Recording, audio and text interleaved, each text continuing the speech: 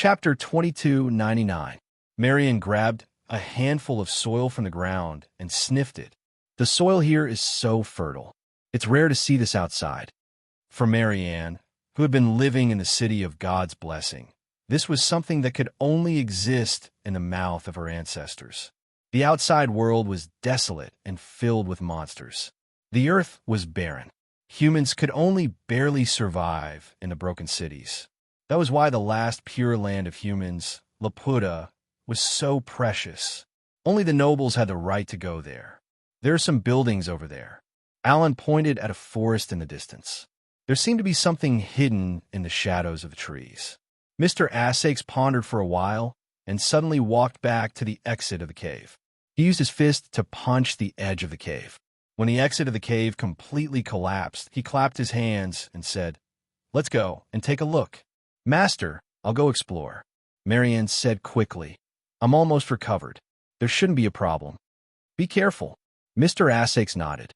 Seeing the maid turn into a shadow and sneak away, Alan couldn't help but be amazed. "Count, Miss Marianne didn't seem to have appeared in the castle before." "She's here now," Asakes replied indifferently. Then he looked at Kay Forehead Lily and said, "No matter what, don't leave my sight. Do you understand?" "Oh, okay." Kay Forehead Lily nodded. She wanted to say something, but stopped. She actually had some questions that she wanted to ask Arthashes about Marianne's origin.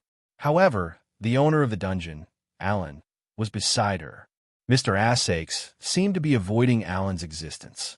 Kay Forehead Lily could only give up for now. They waited for a while and were about to catch up with Marianne.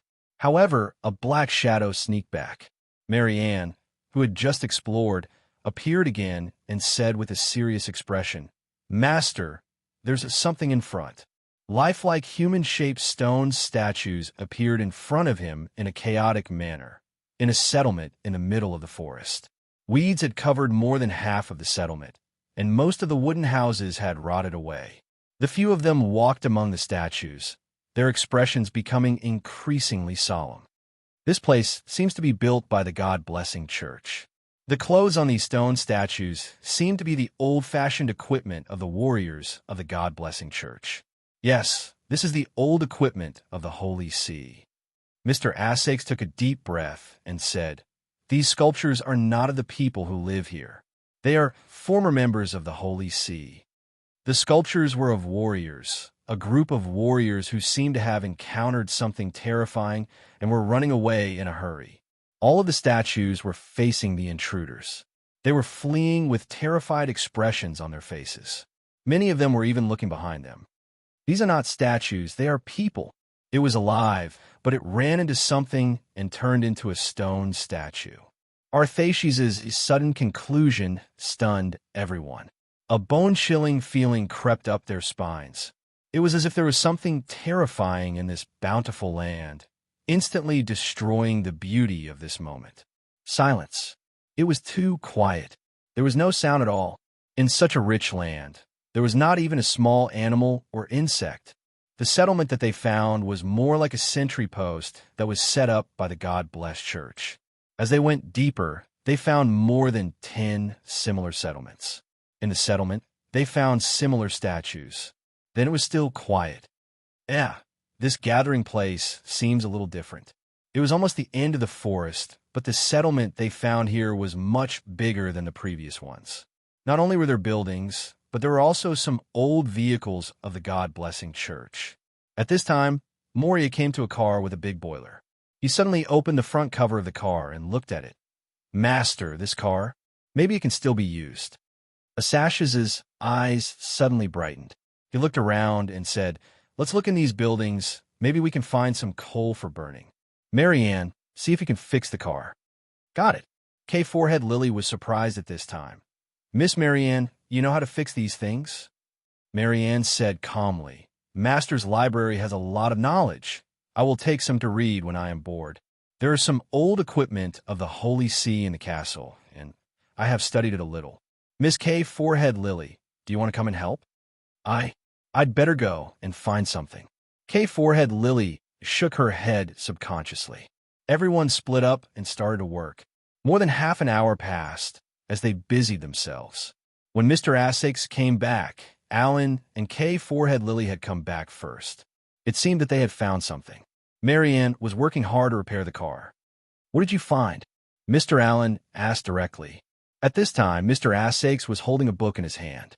He said slowly, "Good luck. I found a diary." "About here?" Alan's eyes brightened. Arthashes casually handed the diary to Alan, who hurriedly flipped through it. Essex continued, "Our previous guess was right. Everything here was indeed arranged by the Holy See. No, the last Pope Cicero. Every gathering point was actually a transit station for transporting resources. God bless the Holy See seems to have a research base behind that mountain. All the materials are transported there." Alan had already flipped through half of the diary. According to the diary, the owner of the diary had no idea what kind of research was being conducted at the research base. He was unable to reach the edge of the research. The closer he got to the base, the tighter the security became and the higher the authority required. But there was something else written here. What was written? Marianne frowned. Alan muttered, "Earthquake." The diary mentioned an earthquake. In the last part, it wrote, "The number of earthquakes has increased recently. Another earthquake. Many roads have been destroyed. We have temporarily lost communication with the Research Institute. Today, there was no news. Someone is missing. Missing?" Kay Forehead Lily also frowned. "Did you find it?" Alan shook his head. "It didn't write after that. Or rather, it didn't have time to write it." He flipped to the last page of the diary and held it up in front of everyone. There was only one unwritten word on the paper, and it stopped abruptly. Something happened to the owner of the diary. Marianne said in a low voice, "Maybe it has something to do with this disaster." She looked at the stone statues around her who were in a hurry to escape. Her meaning was clear. Mr. Essex also said, outside the house where this diary was found, there was a statue on the ground. Maybe it was the owner of this diary. Silence, silence, silence. Mr. Essex sighed slowly and broke the silence. "Marianne, can you fix the car? It should be fine. Give me some more time. I'll look around and see if there are any other clues. You two rest here for now," Mr. Essex said seriously. "Marianne, when I'm not here, protect Kay Forehead Lily." Bang dash! The stone exploded, and the sealed exit of the cave was opened instantly. Several soldiers of the Holy Church rushed out with weapons in their hands. They guarded the exit of the cave while looking around. The target is safe. At this time, Isabel walked out of the cave. She looked a little tired, and there were some burn marks on her light armor. The young knight, Nero, checked the entrance of the cave and said, "Ms. Isabel, these stones should be newly dropped. Don't think about it. Only that guy would play these pranks." Isabel shook her head. "Essex always likes to play tricks on others. Humph, he never changes. Always." Nero heard the complicated meaning in the woman's words, but he didn't ask further. Instead, he looked at the brand new world in front of him with shock on his face. "Ms. Isabel, this place? The land of origin." Isabel pointed to the front. "The real treasure of the God-blessed church is there. Let's go, we'll see it soon. Attention, everyone. Check all your equipment and move out immediately." Nero instantly ordered everyone. "Stop dash." A soldier in black armor suddenly raised his hand. Several soldiers in black armor walked out of the tunnel and returned. "Sir, there are traces of a fierce battle ahead and 6 burned bodies and a suspension bridge, but it's broken." The leading soldier in black armor looked at the old man in the wheelchair. The old man slowly opened his eyes. It should be the fire element. They didn't find Isabel's body, which means they entered successfully. "Kane, repair the suspension bridge. The fire element should be defeated. Nero has the ability to do it." The leader of the soldiers in black armor, the man named Kane, nodded silently. The old man in the wheelchair looked at the huge coffin behind him. There were the things he took out from the secret room in the library. "Finally, we're back to this place. Are we really going down?" At the edge of the deep pit in the palace, Madanzo stopped looking around and looked hesitant. There were more than a dozen bodies of the God-blessed church's soldiers. Griffith only took a few breaths to kill them. However, There were still many soldiers of the church in the castle, and she believed that what happened here would be exposed soon. Obviously, Griffith didn't plan to fight the church's army head-on. Since Countess Rose is down there, the mastermind of the church's operation should be down there too. Griffith said calmly, "If Countess Rose is killed or captured by the church, I'm afraid you'll never find Key again." At this moment, Yulia and Madanzo looked at each other. Madanzo, my goodness, did you trick this guy? Yulia, I'm working very hard. Okay? Madanzo, are we really going down there? Yulia, what else can we do? Even a male lead was taken down there. Griffith suddenly joined the group chat. What are you guys talking about? Madanzo and Yulia were shocked. Yulia said calmly, I think it's better to take Norsta's key than a Sash's key. Griffith, why don't you bring me to my adoptive father, Norsta? No need. Griffith shook his head and picked up Yulia and Metatro, one in each hand, as if he was picking up chicks. Then he jumped into the deep pit. Norsta was dead. He killed him. In the campsite, Kate or Lily sat beside the car repair station quietly. Marion didn't even look at her. At this moment, Mr. Allen walked over with 2 water bottles in his hands. There's a water source behind the campsite. The water should be fine. Allen placed a water bottle in front of Kay or Lily. As for food, we haven't found it yet. Lily, on the other hand, felt thirsty. She silently took the flask, but did not drink it immediately. Mr. Allen sat down. Don't worry. It's not poisonous. If I hurt you in this environment, I'll be asking for trouble. The Count values you a lot, doesn't he? Kate or Lily looked at Allen expressionlessly. Mr. Allen said, It's fine if you hate me. After all, I did use you before, but I just want to live. If I didn't find a way to alarm Count Rose, we would have died at Norsta's hands. Kate or Lily was silent. However, at this moment, Marion suddenly appeared in front of the two of them. What's wrong? Kate or Lily asked. Shoo. At this time, Marion said in a low voice, Something is approaching. The Count is back? Allen asked hesitantly. Something else, Marianne said quickly. Mr. Allen hurriedly got up and pulled out an exquisite dagger from his waist. At this moment, Marion's gaze moved around the camp. In the forest, there was a black shadow that was moving quickly. The 3 of them focused their eyes and quickly leaned against each other. In the silence, the sound of flying in the forest became more and more obvious. At this moment, Marianne pushed Kay or Lily away. At the same time, a black shadow flew out. Bang! The campsite was instantly smashed into a pit. The 3 of them scattered and rolled out. When they saw the thing that pounced out, Kay or Lily couldn't help but gasp. It was about 2 meters tall and at least 5 meters long. It looked like a wolf. However, half of its body was skeletonized and 4 scarlet eyes. Monster! Mr. Allen couldn't help but exclaim. There are monsters here. Monsters? No. At this time, Lily wanted to cry out in alarm. The monster in front of her gave her the feeling that it was the emissary that she faced in the previous world as a pilot. On the chest of the demonic wolf-like monster, there was a fist-sized hole. Hashtag PS 3/11. Chapter 2300. Messenger. It was indeed the messenger that Kay or Lily knew. However, for some reason, the wolf-shaped messenger that appeared in the camp seemed much weaker than the messengers that could bring disasters in the last world. Even when she sat in the cockpit of the God-Eater, she would still tremble in fear. However, the wolf-shaped messenger, before her, at least, she didn't feel despair or fear. Even so, the wolf-shaped messenger wasn't something that she could fight against. Without the powerful God-Eater, the few combat skills that she had were insignificant. The people here are all petrified. Is it related to this demon? Mr. Allen was still calm, and he quickly analyzed the situation. He had seen many demons in the wilderness outside the city of God's blessing. However, with enough weapons and manpower, even humans who didn't have the supernatural power of vampires could kill demons. I don't know if it's related, but I'm sure that it's not easy to deal with. At this time, Marion said with a dignified expression, Miss Lily, please stand behind me. If you're too far away, I'm afraid I won't be able to take care of you. There's more than one monster. What do you mean?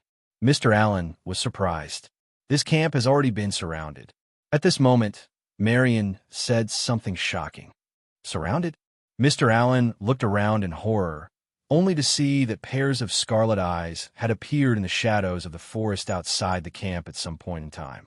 Then horrifying wolf-shaped demons slowly walked out. He couldn't count them, but there were at least 30 of them. What should he do? Mr. Allen's mind went blank.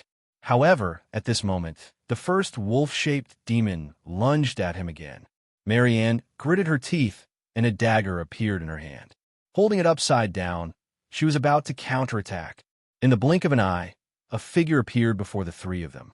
This figure grabbed the wolf-shaped demon's forelimbs with both hands, and they began to wrestle with each other.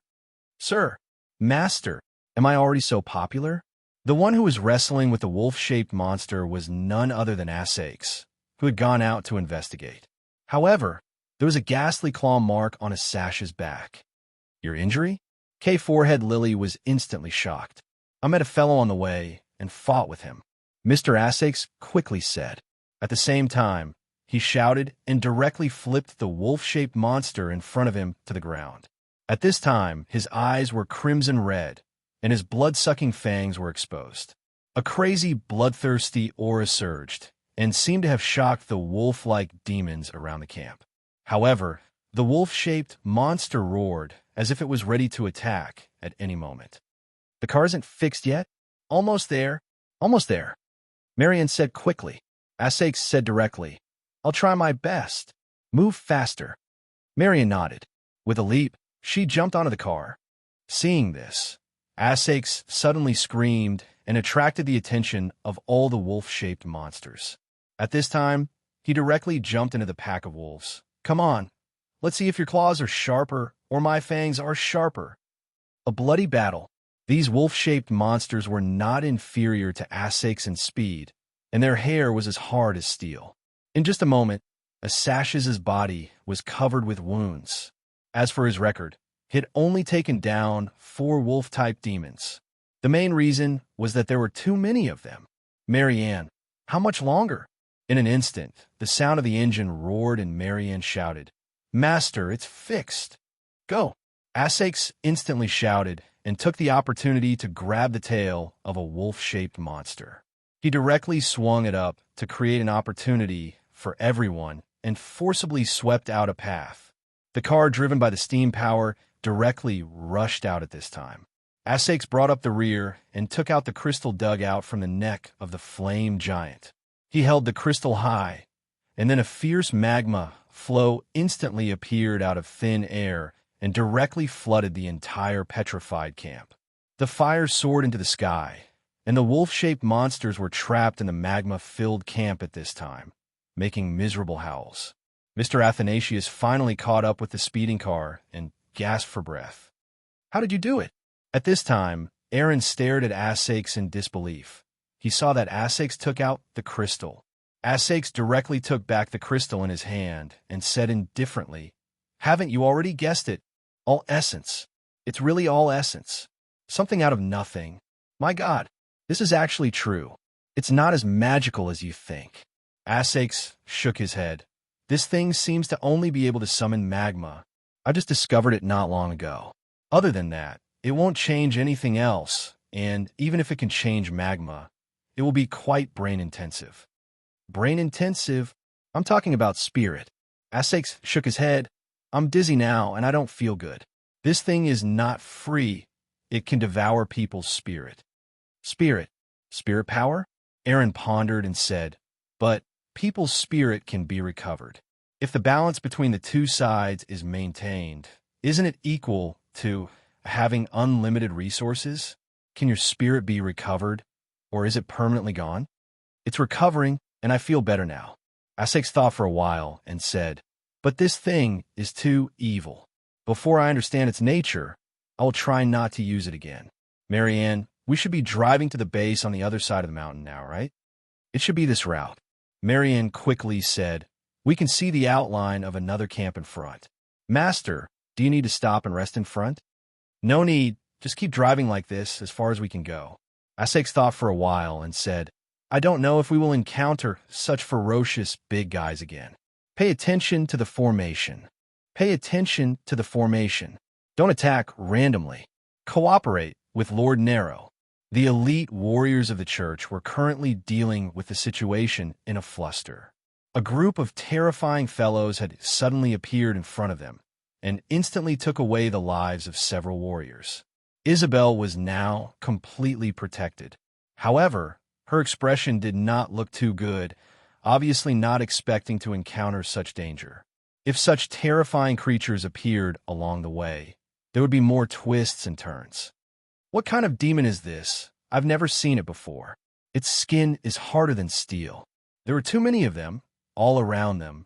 One by one, they wrapped around the tree trunks in the forest, like caterpillars magnified thousands of times, but with centipede-like heads, and could even spit out terrifying corrosive liquid. Fire. Isabel took a deep breath and said in a deep voice, "Set fire, burn this forest." She saw that the forest in front of them was already on fire. She expected that only Ass-Aches, who was walking in front, could do such a thing. Fire. Use fire. The warriors of the Holy See immediately started the fire. A humanoid monster with long black hair slowly fell at the feet of a black-armored warrior. At this moment, the weapon in the black-armored warrior's hand pierced into a strange round hole behind the head of the long-haired monster. This was a fatal blow. The black-armored warrior named Cain pushed the old man and slowly came to the side of the long-haired monster. The old man gestured for someone to turn the monster's body over, and after a few glances, he said slowly, "Their weak points are all in this round hole. As long as you find their weak points, it's not hard to kill them. With your abilities, the things here are no match for you." "What exactly is this thing?" Cain asked calmly. "It doesn't look like a demon. They were once humans," the old man said slowly, "but they lost their hearts." Hearts? Dreams, ideals, beliefs, everything is precious in the hearts of people. The old man's face became more and more pale, and he even coughed a few times, as if he would die at any moment. It was not until Cain took out a syringe and injected something into the old man's body that the old man finally recovered. "There's no time. There's no time." The old man's breath was weak, but he raised his trembling hand and pointed forward. "It seems that someone has already arrived here." Griffith looked around with a solemn expression. This place was rich and fertile, unprecedentedly rich and fertile.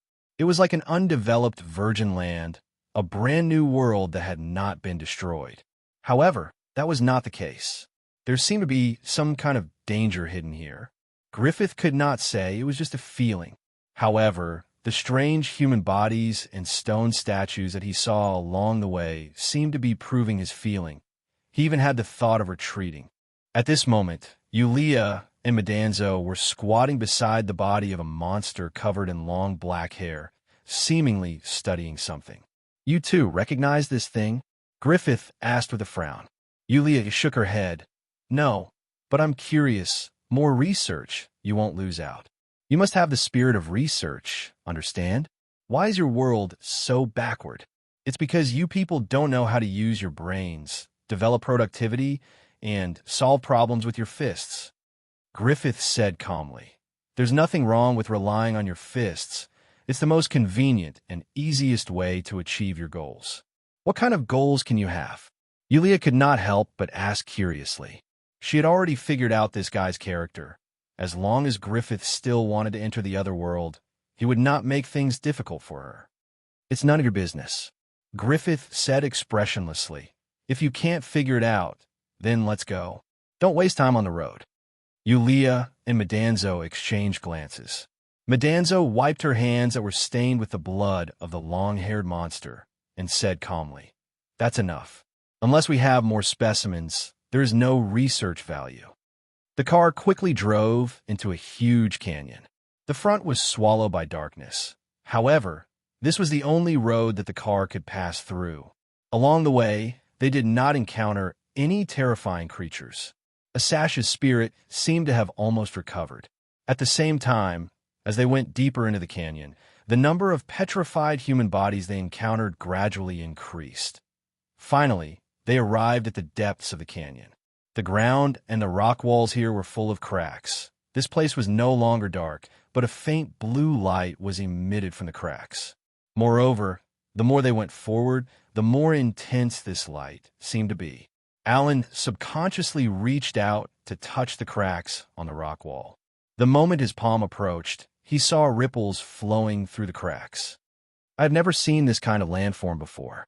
Unbelievable. There is a very powerful force flowing through these cracks.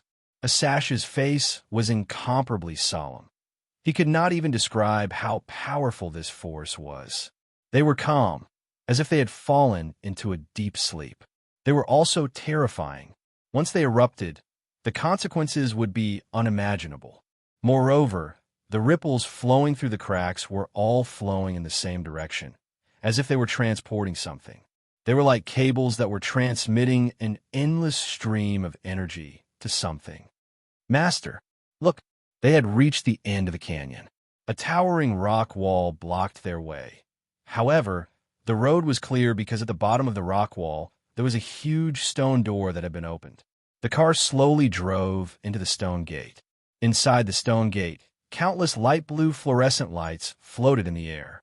Suddenly, strange images appeared in front of everyone's eyes. The sea stretched as far as the eye could see. In the sea, the first life was born. In the sea, the species of creatures began to increase gradually, and they were evolving. Finally, a small thing walked on land for the first time. The fire of civilization was quietly ignited here. Countless illusions surged, and they who were on the car were instantly submerged in the aura of this ancient civilization. Their spirits and souls seemed to have experienced an incredible journey through time and space. They seemed to have seen a white tiger with wings roaring at the sky. Then they seemed to see a huge golden figure hovering in the sky, shaking the heavens and earth. On the ground, a blue giant raised his arms and shouted. Suddenly, a huge black ball appeared in the sky, bringing with it a long black robe. However, a long sword suddenly pierced through the darkness and rushed to the edge of the sky. Suddenly, there was a shock, and their bodies fell forward due to inertia. All the illusions burst like bubbles. The car had crashed into a metal door at this time. "Boss, are you crying?" Kay or Lily's voice rang out. She subconsciously touched her face, and there were also traces of tears. Mr. Assakes murmured at this time, "Do you see the origin of life? ######PS." As usual. This chapter ends. Chapter 23:01. They didn't dare to open the metal door in front of them directly. Instead, they stopped in front of the door as if there was a taboo force that covered their curiosity. Although the illusion of civilization had disappeared, the mark of civilization seemed to have been branded and couldn't be erased. It was as if the whispers of civilization were still lingering in Arthashis' ears. That was a way of the birth of civilization that was beyond his understanding. How were the people of the Holy Light Kingdom born? The people of the Holy Light Kingdom were born from faith. They came from his will, and they would definitely return to his arms. However, the passage of the illusion of civilization completely broke some of Asash's existing concepts. However, his understanding had actually long since been shattered by the bizarre things that had happened to him one after another. It had been shattered into pieces. I can't explain my feelings at this time. Assakes took a deep breath and looked at the three people in front of him. "I believe that you have the same feelings as me." They didn't speak, and the shock in their hearts hadn't calmed down yet. "Behind this door, there may be something that is beyond your understanding." Assakes said slowly, "I don't know if I should open it or not. Now, I'll leave this decision to you." "What about you?" Alan asked subconsciously. Assakes said firmly, "I will go in, but you can choose to stay. There is no reason to stop at this point." Alan shook his head gently. "Unless you can solve my problem before you go in." Vampires couldn't resist blood, but Assakes couldn't find the interest to bite a man. He turned to look at Kay, Lily, and Marianne. "Boss, you go in. I will go in too. I will go wherever Master goes."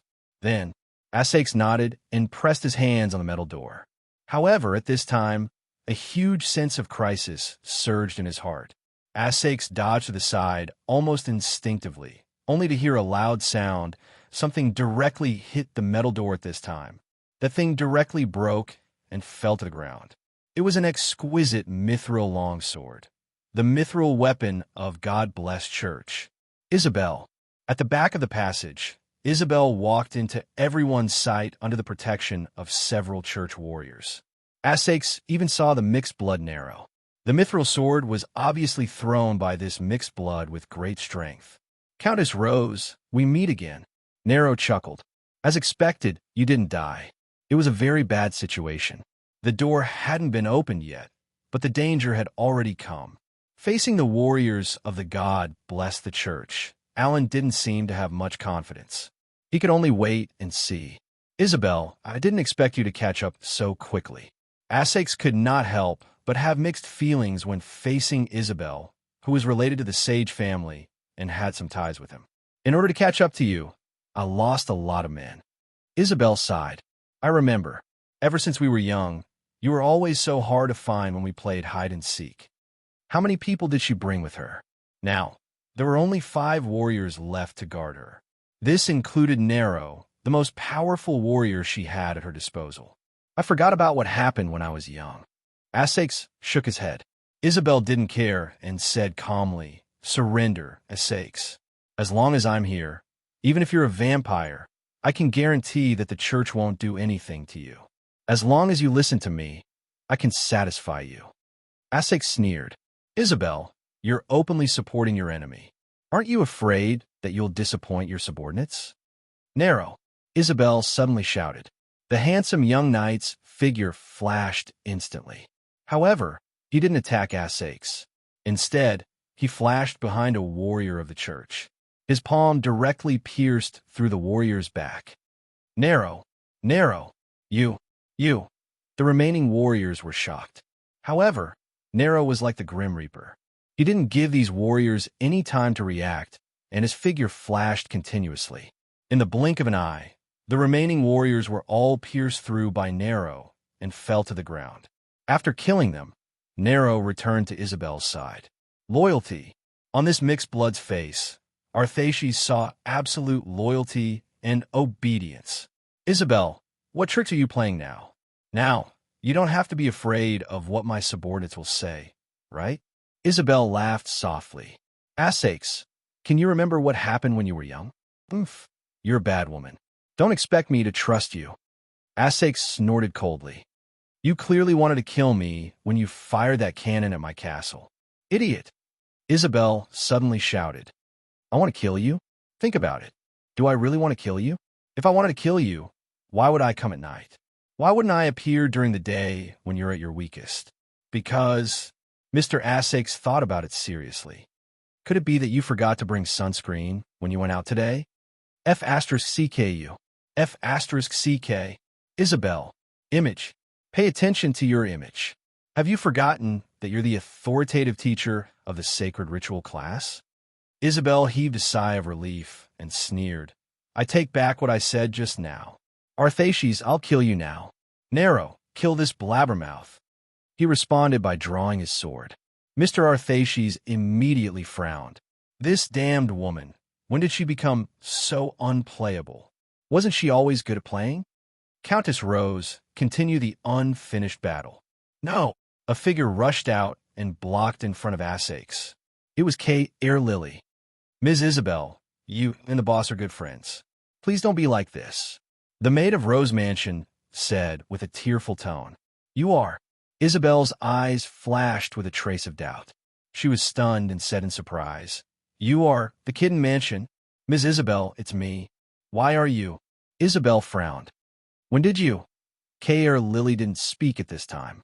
She just stared at Nero, who was coming with a sword and emitting endless killing intent. Isabel thought for a while. Nero, stop. Yes. Nero was like a ruthless killing machine. The horrible killing intent on his body disappeared in an instant. He slowly sheathed his sword and stood still. Asakes, I need an explanation. Okay. Asakes nodded. But just the two of us.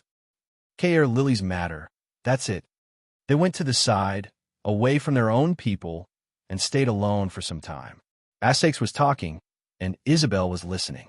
She kept frowning, and her expression kept changing.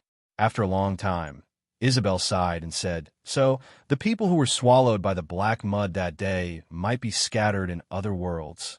"I'm afraid so." Essex nodded. "Kate Air Lily wouldn't lie to me. She can come here, which means that there's a way to travel between different worlds." Isabel said in a low voice, "Since she can travel between worlds, then she can also leave." "Isabel, do you still want to go back?" Essex stared at her eyes. "Free city." She didn't answer this question. Instead, she asked in a low voice, "You said that there was someone with K. Air Lily, and Yulia, where is she?" "How would I know?" Essex said with an innocent face.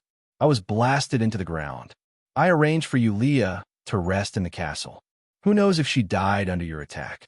"Isabel, that child was one of your proudest students back in school.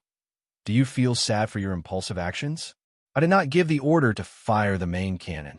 Isabel shook her head. "It wasn't you? Let's not talk about this anymore." Isabel waved her hand. "Whatever happens between you and me, that will happen after we leave this place. Right now, what I need to do is to get the item here. Essex, I'll ask you one last time. Do you want to stand on my side?" "Then answer a question of mine first," Arthaces asked slowly. "He was indeed killed by me." She gave him the answer. "Why?" Isabel said indifferently. "No reason. You should know my character.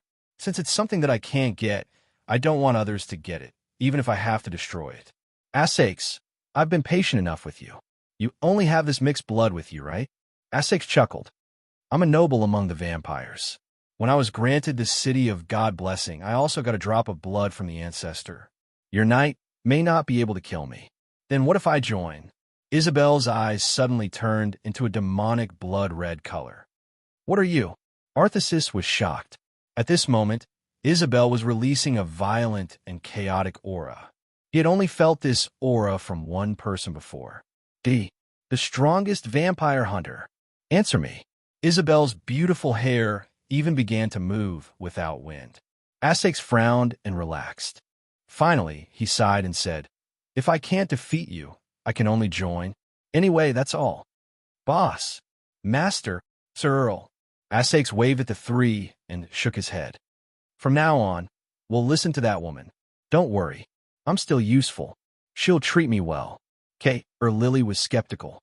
All this while, she had heard the most about this Miss Isabel. It was all about how Arthaces and Ludic were complaining about how they had been swindled by Miss Isabel. At this moment, Nero walked directly to the metal door and put her hand on it. She glanced at Essex, and Essex also put his hand on the other side of the door. The two exerted their strength at the same time, and the dusty door was instantly pushed open. Isabel was now standing in the middle of the door, silently waiting for the door to open. It opened. A world of light instantly flooded their line of sight. When their vision adjusted, what appeared in front of them was a glowing forest. Many coral-like trees stood tall, and the entire forest was filled with an unbelievable aura of life. In this place, one could instantly clear away all the fatigue in one's body with just one breath. These coral-like trees had many irregular fruits. Essex subconsciously took out the crystal that he had dug out from the flame giant's body. It was almost the same. "The fruits on these trees are essence." Essex was surprised. "You also know about essence?" Isabel looked at him suspiciously. Essex shrugged. 15 years ago, your holy church was defeated, and you didn't take everything away. There must be some leftovers, but I don't know much. Every time we come here, there are so many essence fruits. No wonder your holy church was willing to come down from Laputa this time. How many essence fruits were there in this place? This wasn't a number that could be calculated in a short time. However, Isabel walked directly into the depths of the coral forest, as if she didn't see the essence fruits on the coral-like trees. "There's something more important in here." Essex hurriedly walked to Isabel's side. He thought he already knew enough, but this bad woman seemed to know more than him. "Essence or mother." At this time, Isabel said indifferently, "With it, we can create countless essence fruits. In comparison, Are the fruits in this forest still important? Can the Holy Church really create this kind of thing? Essex couldn't help but doubt. With the technology of this world, wasn't this bullshit? Who told you that it was created by the Holy Church? Didn't the Holy Church build this research institute here?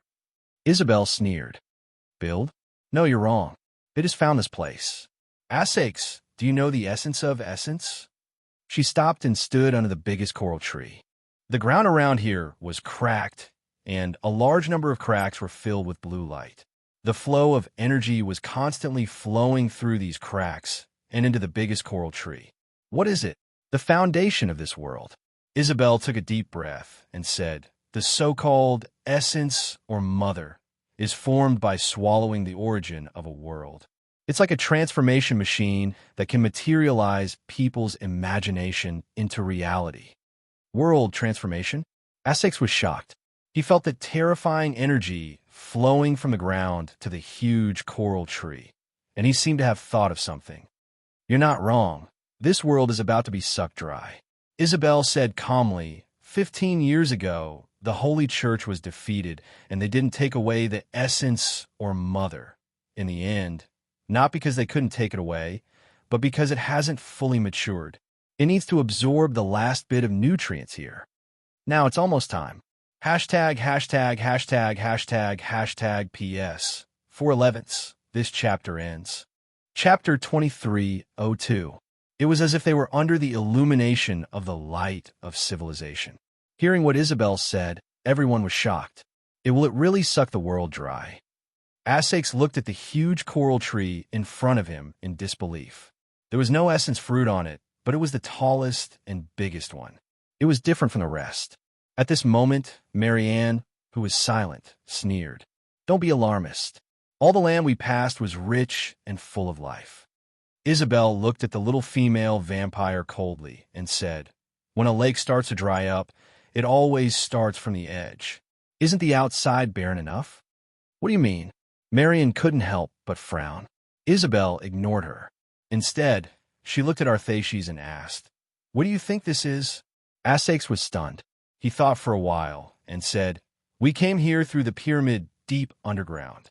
This should be another space. This is the world in the core of the earth. Isabel said, it is also the place where life really originated. Both humans and vampires were born here. It was only because of some accident that they came to the surface together. That's how the history of the Church of God came to be. That's impossible. Marian's understanding was completely shaken. However, after experiencing the illusion of the origin of civilization, she instinctively felt that Isabel was not lying, because she could not accept something in such a civilization. The origin of life was natural. However, in the illusion of civilization, she clearly felt that there was a pair of hands that wantonly played with the progress of civilization. Just like the Creator, not only did it advance civilization, it even created more species. Where did you learn all this from? Arthaces took a deep breath. Of course, from the documents of the church. Isabel said calmly, why? Do you think only you can go back and collect all the knowledge?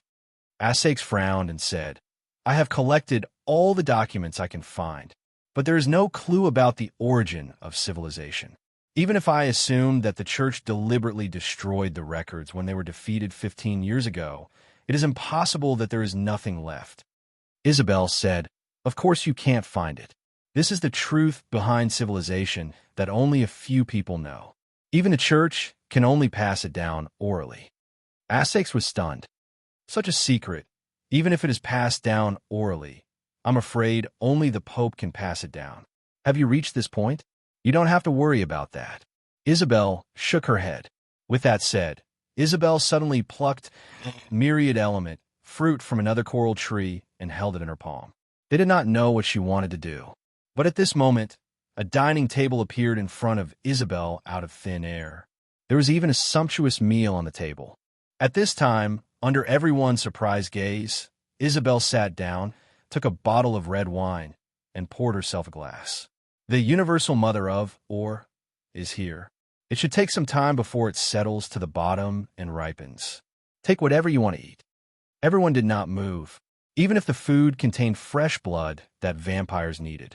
Isabel, on the other hand, enjoyed the delicious food on her own. How did you do it? Essex frowned. I also have an essence fruit here, but it can only create magma. Isabel cut the steak and said calmly, You dug it out from the fire, elemental. Speaking of which, I really have to thank you. Essex smiled awkwardly. Isabel said, The essence fruit in your hand has already been endowed with attribute, so it can only be transformed into the same thing in a fixed manner. These fruits here belong to no attribute, or it can be said that they have a blank attribute. The usage is very simple. Hold it and think about what you want. If you don't believe me, it doesn't matter if you try it yourself. Everyone exclaimed in disbelief. Essex thought for a while. He was the first to pluck a brand new essence fruit and held in his palm. Soon, a human-shaped pillow appeared in front of him. Forehead lily human-shaped pillow. Boss, you. The little maid's face instantly darkened. Accident. Arthashes immediately hid the pillow behind his back. This thing felt real to the touch, not an illusion. But at this time, his spirit seemed to be consumed a little. But it was quite weak and almost negligible. Seeing this, everyone also tentatively plucked all essence fruit each. With a thought, some small objects instantly appeared in front of them. Forehead Lily looked at the broom in her hand in surprise. This broom was exactly the same as the one she had always used in Rose Mansion in her memory. The moment it appeared, the girl even thought that this was the broom that belonged to her. At this time, a thin and sharp sword appeared in Marianne's hand. She was looking at the weapon in her hand excitedly and casually played with it a few times. At this time, Mr. Allen was holding a pair of scissors that looked like a tailor's and was silent. As for Nero, she was holding an ordinary marionette. Suddenly, something seemed to fall from above. Everyone looked up and saw a large number of objects falling down like a waterfall. In the blink of an eye, they had piled up more than 10 meters high. Models, sofas, hairdryers, comics, bicycles, baseball bats. They were all different and dazzling. This speed. Essex sighed in amazement at this time. Obviously, such a large number of things were created by him. But at the same time, the feeling of weakness when using the essence fruit to create a large amount of magma also came at the same time. He lightly shook his head and said with a bitter smile, This thing is simply like the devil's temptation. I can feel that a part of the spirit it devours should disappear permanently. But even so, you still can't help but use it, because it's really too convenient. This is just the essence fruit. Isabel said coldly at this time, The fruit can create matter, and the or mother can create countless fruits. Then, isn't having the or mother equal to? Forehead Lily couldn't help but be shocked. Equal to having the whole world? Isabel said slowly, The mother lode can only mature after devouring an entire world. It itself is the condensation of a world. And what? Essex asked subconsciously. Isabel said, The essence fruit is only on the material level, but the or mother is probably more than that. Essex vaguely thought of something. However, at this time, Nero's low voice had already sounded. Stop, what do you want to do? The young knight had already drawn his sword at this time. The sword was on Alan's shoulder. The owner of the dungeon of the City of God had already walked to the front of the huge coral tree. This huge coral tree had intertwined roots and intertwined joints. Just the trunk alone was no less than 30 meters in diameter. There seemed to be a hidden space within the dense tree roots and trunk. There was no essence fruit on the tree, but this was indeed the mother tree used to breed the essence or mother.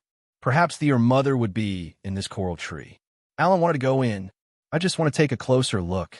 No one is allowed to go near without Isabel's order. Alan took a deep breath and looked at Isabel silently. He saw that Isabel didn't seem to care about this at all and was still enjoying the delicious food. Alan, come back first, Essex said at this time in a low voice. The owner of the dungeon shrugged. As you wish, my lord count. He really returned to Arthasius' side.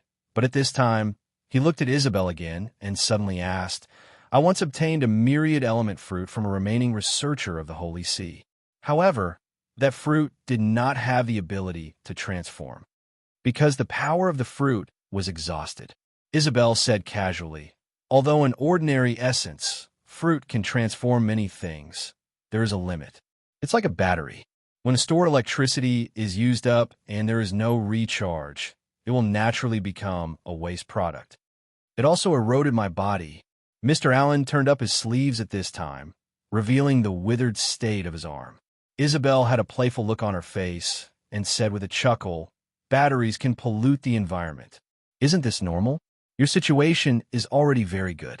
At least, your heart hasn't been eroded. You know the solution. Allen rushed to Isabel excitedly in an instant.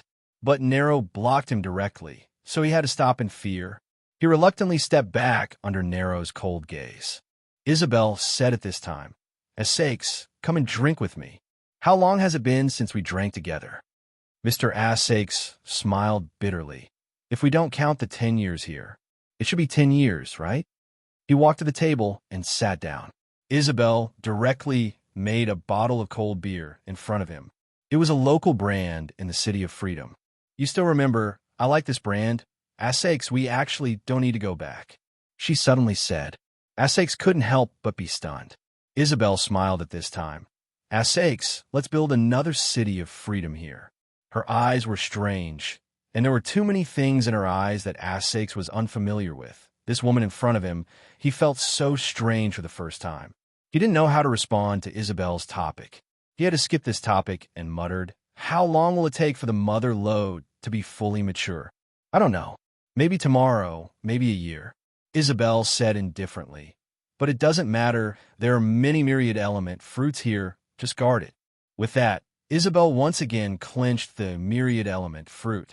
Suddenly, a shock came, and at the edge of the coral forest, a closed barrier suddenly rose at this time, directly covering the entire coral forest. She actually closed this place. What are you? Why are you leaving? Isabel said slowly. I said, the main cannon that attacked the palace was not fired by my order. At the same time, there was a loud noise. The barrier that covered the coral forest trembled slightly. It seemed that something had just attacked the barrier. Finally, it's here. Isabel chuckled, stood up, and walked to the edge of the coral forest. The gauntlet on the fist of a black-armored warrior was completely broken, exposing a gray-skinned palm. Just a moment ago, this warrior had used all of his strength to strike the barrier that had suddenly appeared. No, the warrior shook his head. The old man in the wheelchair, who was protected by a group of black-armored warriors, slowly opened his eyes. She discovered me in the end. Boo! Kane, who was pushing the wheelchair, frowned and asked. She. The old man slowly raised his hand and pointed forward. Up ahead, a woman slowly walked out of the coral forest within the barrier. She had a smile on her face and only stopped when she reached the barrier.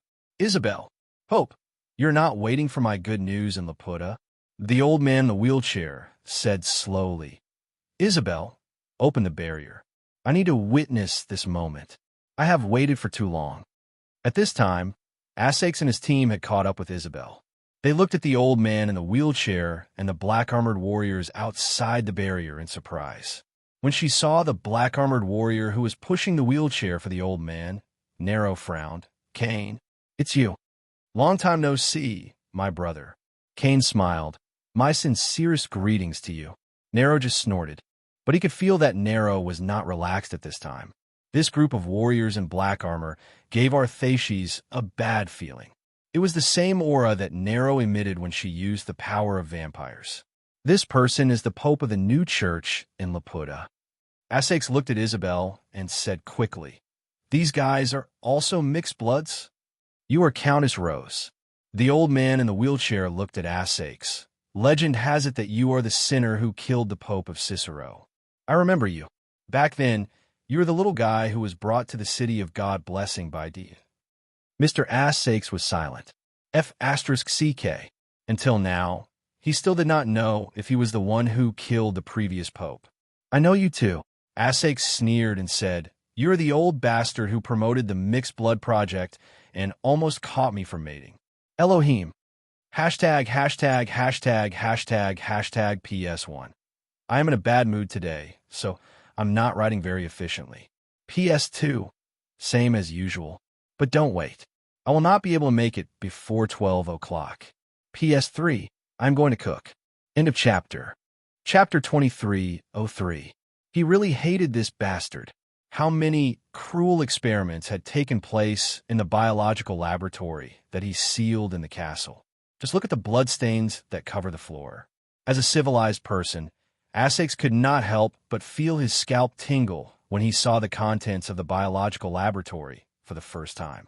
15 years ago, if the vampire's true ancestor had not attacked the city of God's blessing, he would have become a research material in the laboratory. At this time, facing Asash's cursing, Pope Elohim was not angry at all. Instead, he signaled Cain behind him to push him to the front of the barrier. Across the barrier, Pope Elohim and Isabel looked at each other without any expression. Isabel did not dodge. Pope Elohim said, "Tell me, Isabel, what you want? If I want to obtain something, I will obtain it myself." Isabel smiled and said, "And I will get it soon. You don't have to worry about it, Sir Pope." "No, you don't understand it." Pope Elohim shook his head. "At least you don't understand it fully. I have plenty of time." Isabel said calmly, "Sir Pope, you should go back to Laputa. That is where you belong." Elohim sighed. "This barrier can't stop me." Isabel chuckled. "It doesn't matter. You can destroy it. Once it's broken, I'll make a new one right away." Unexpectedly, this old and weak man slowly stretched out his hand and gently pressed on the barrier. In an instant, this old man's palm directly penetrated the barrier. Isabel's eyes widened, and she instinctively took 2 steps back. The old man's palm was obviously so dry and weak that it could not even lift something heavy. But in Isabel's eyes, this was the most terrifying palm. It penetrated the sturdy barrier, as if what it penetrated was just air. "Elohim, you're the one who imagined it." Pope Elohim said slowly, "Even if it comes true, as long as I think it doesn't exist, it can't be real." Isabel was shocked. The incomparably sturdy barrier was actually shattered at this moment. The shattered barrier was like ice crystals, falling from the sky and hitting her body. She could even feel a slight touch. Impossible. Isabel subconsciously raised the essence, fruit, in her hand. After shattering the barrier, it rose again at an extremely fast speed. However, Elohim once again reached out and easily penetrated the new barrier. The barrier shattered once again. "I don't believe it." The barrier rose up in front of Isabel once more and shattered once more. In this way, the barrier appeared again and again, but it was shattered again and again. Isabel seemed to have gone crazy. The essence, fruit in her hand, became brighter and brighter, and its size became smaller and smaller. "Enough, Isabel." Pope Elohim's eyes flashed. In that instant, a terrifying majesty appeared on the old man's body. He was still old and looked like he was about to die, but it was different, as if there was a divine light in his eyes. The shining essence, fruit, suddenly slipped from Isabel's hand. Her face was pale, and her steps were unsteady. Nero quickly went forward to support her. "Elohim, how did you do it?" Isabel's expression was extremely ugly. "Or is this not the real essence?" Pope Elohim said, "This is the real essence. Mother is indeed here. It's just that you don't understand the essence of essence." "I don't understand?" "It's not just you." Pope Elohim slowly exhaled. He was no longer as dignified as before. He seemed to have aged a lot. "Those who are immersed in the power and mystery of 10,000 elements, they don't understand either. Just say it. There's no point in speaking in riddles, Elohim." Isabel took a deep breath and said, Pope Elohim slowly said, "These things obtained through essence exist because you think they exist. But I deny their existence, so naturally they don't exist. Isn't this the idealism?" Essex couldn't help but open his mouth. Complete idealism. Idealism? Pope Elohim looked at Essex in surprise, as if he was chewing on the word idealism. Soon, Pope Elohim nodded. "You can say that." Essex thought for a moment. He held the essence, fruit, in his hand, and use an illusion to create a cup. He directly smashed the cup on the ground. Looking at the cup fragments, he slowly said, "These are all fake." However, the cup fragments on the ground didn't disappear. Asak's frowned. "Did I do something wrong?" Pope Elohim said calmly, "Did you really deny its existence?" "Right now, I think the cup is fake," Asak said seriously. Pope Elohim said, "But you created it first. Now, you're just hoping that it's fake and illusory. But your heart doesn't think so. If it doesn't exist, then what are the fragments in front of you now?" Arthashes felt a headache coming on. Knowing about idealism was one thing, but actually being able to make oneself idealistic was another thing altogether. He couldn't figure it out. Asak simply shook his head and threw away the essence, fruit in his hand. At the same time, he raised his fist. "If it's real, then it's real. My fist is definitely real." Old bastard. Unable to solve a problem, he threw a punch. He wasn't as smart as Ludic, nor was he as scheming as Isabel. When he couldn't figure it out, he preferred to solve it in a violent way. Pope Elohim didn't move in the face of Asash's sudden attack, but came behind and moved. His speed was even faster than Arshath's. A muffled sound rang out. After the sound was heard, Arthashes was sent flying backwards, and he even spat out a mouthful of blood on the way back. Damn it. Seeing Asak's being knocked down in an instant, Marianne's eyes flashed with a murderous intent. She instantly turned into a black shadow, sneaked up from the ground, and rushed toward Cain. In Cain's shadow, a pair of arms directly stretched out and wrapped around his neck, twisting his neck 180 degrees. However, the completely twisted neck was now slowly straightening. The pair of shadow hands that were tightly gripping his neck were directly broken free. Cain directly reached out and grabbed the shadow hands, pulling Marianne out of the shadow by force. "You're overestimating yourself," Cain said indifferently as he squeezed Marianne's throat with one hand. Right at this moment, an incomparably hot aura actually came directly from above. Cain looked up and saw a terrifying, huge magma fireball falling from the sky. Cain's gaze froze, but he instinctively let go of Marianne and retreated immediately. Bang! The magma fireball fell from the sky and smashed onto the ground. The magma burned the ground, and the huge impact directly smashed many coral trees. The fruits that hadn't been removed were now scattered on the ground like gems. Cain's body was emitting a large amount of fog at this moment. His black armor had already peeled off, revealing his badly burned flesh. Even half of his face had been burned away. However, the terrible injury was recovering at an extremely fast speed. However, in this terrible destruction, the Pope of Elohim was still sitting in his original position. The few feet around him didn't suffer any damage at all. Cain stepped over the magma, flowing on the ground with a solemn face, and walked to the Pope of Elohim's side. The rest of the mixed bloods also gathered from the dangerous areas where the magma flowed. The Pope of Elohim could deny the creation of Universal, but it didn't mean that they could. In fact, until now, only the Pope of Elohim could deny it. At least, in Cain's knowledge, only the Pope of Elohim could do it. No, what was that? Cain's gaze froze. He looked at the coffin that was carried out from the castle's library. The coffin's surroundings were also intact. It wasn't because of the coffin, but because of the person lying in the coffin. The Pope of Elohim said softly, "Cain, push me in. Isabel is not someone who can be easily let go. After all, from the previous Pope, Lord Cicero, she knew too many things that she shouldn't have known." Cain didn't act immediately. Instead, he frowned and said, "Elohim, you can deny the creation of Universal, but can you deny the creation of Universal or Mother?" The Pope of Elohim didn't speak for a long time. The mixed bloods didn't move, as if they were waiting for the old man's answer. "I hope I can." The old man's old voice slowly sounded. A group of people appeared under the mother coral tree in a sorry state. Asash's brain seemed to have stopped working at this moment, and he felt extremely uncomfortable. Just as he arrived at the mother coral tree, he fell to the ground and panted. That guy broke the rules. Cain is the strongest result of the Mixed Blood Project. He even added the cells obtained from D into his body. Isabel's pale face was filled with deep fear.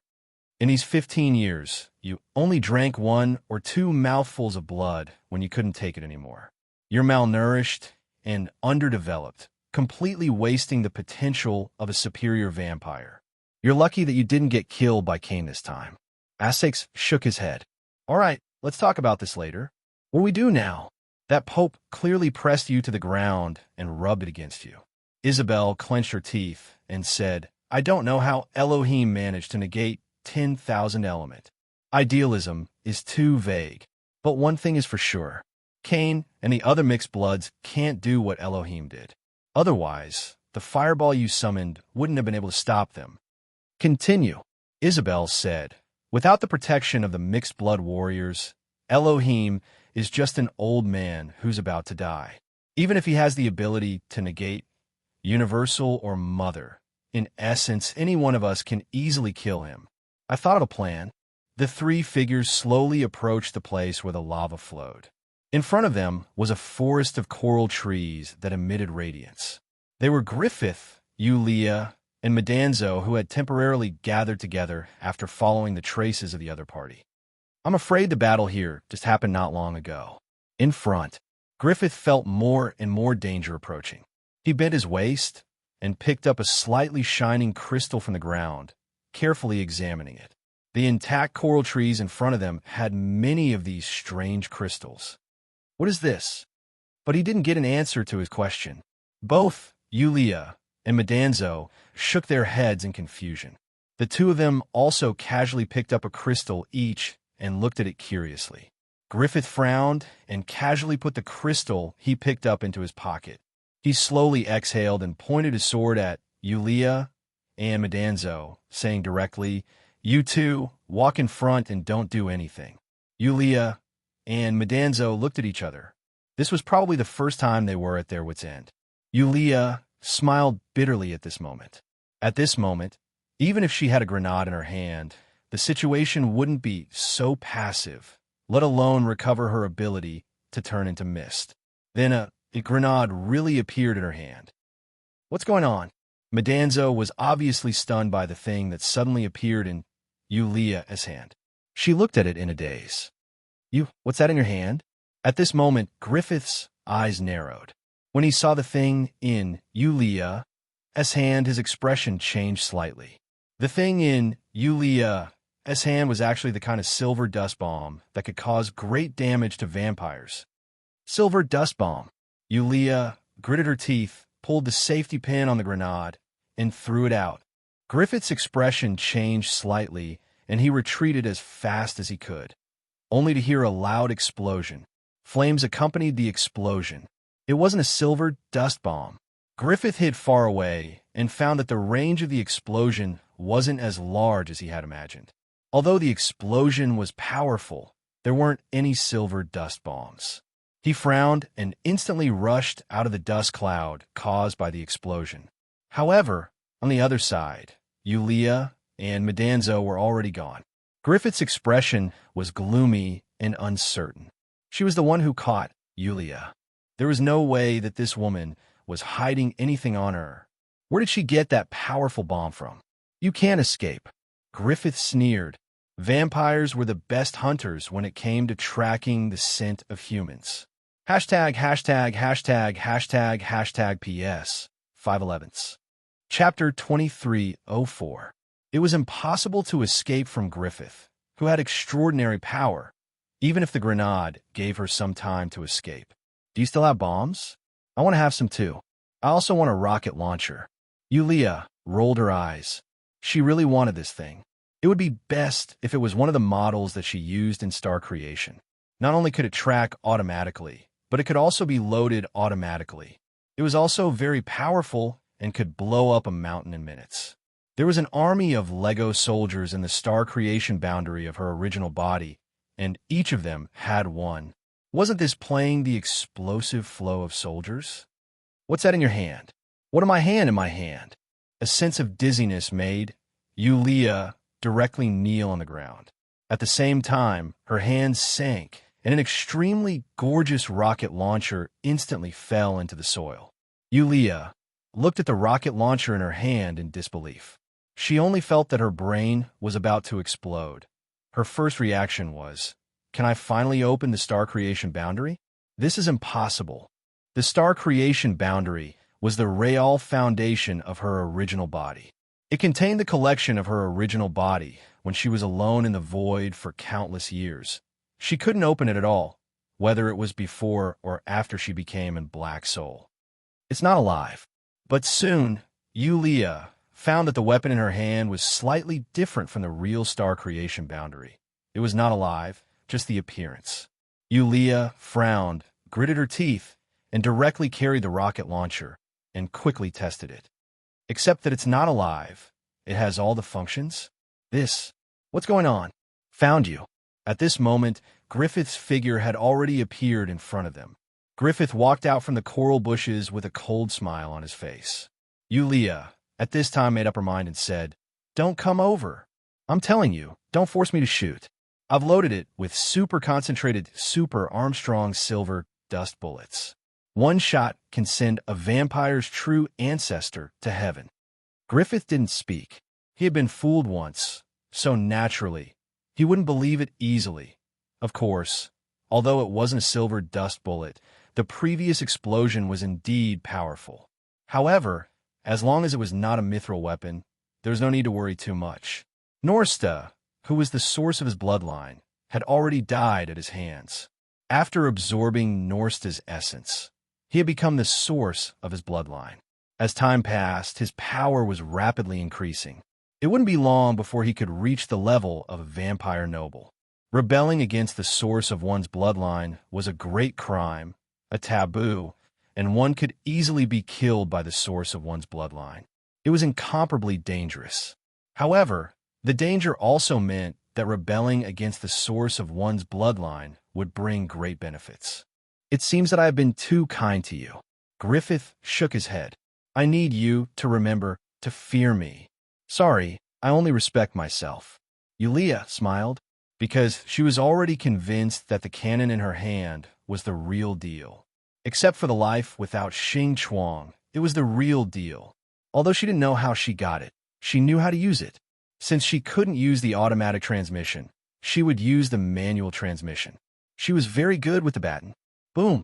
Flames shot out from the end of the rocket launcher, and the recoil even made Yulia's body roll back several times.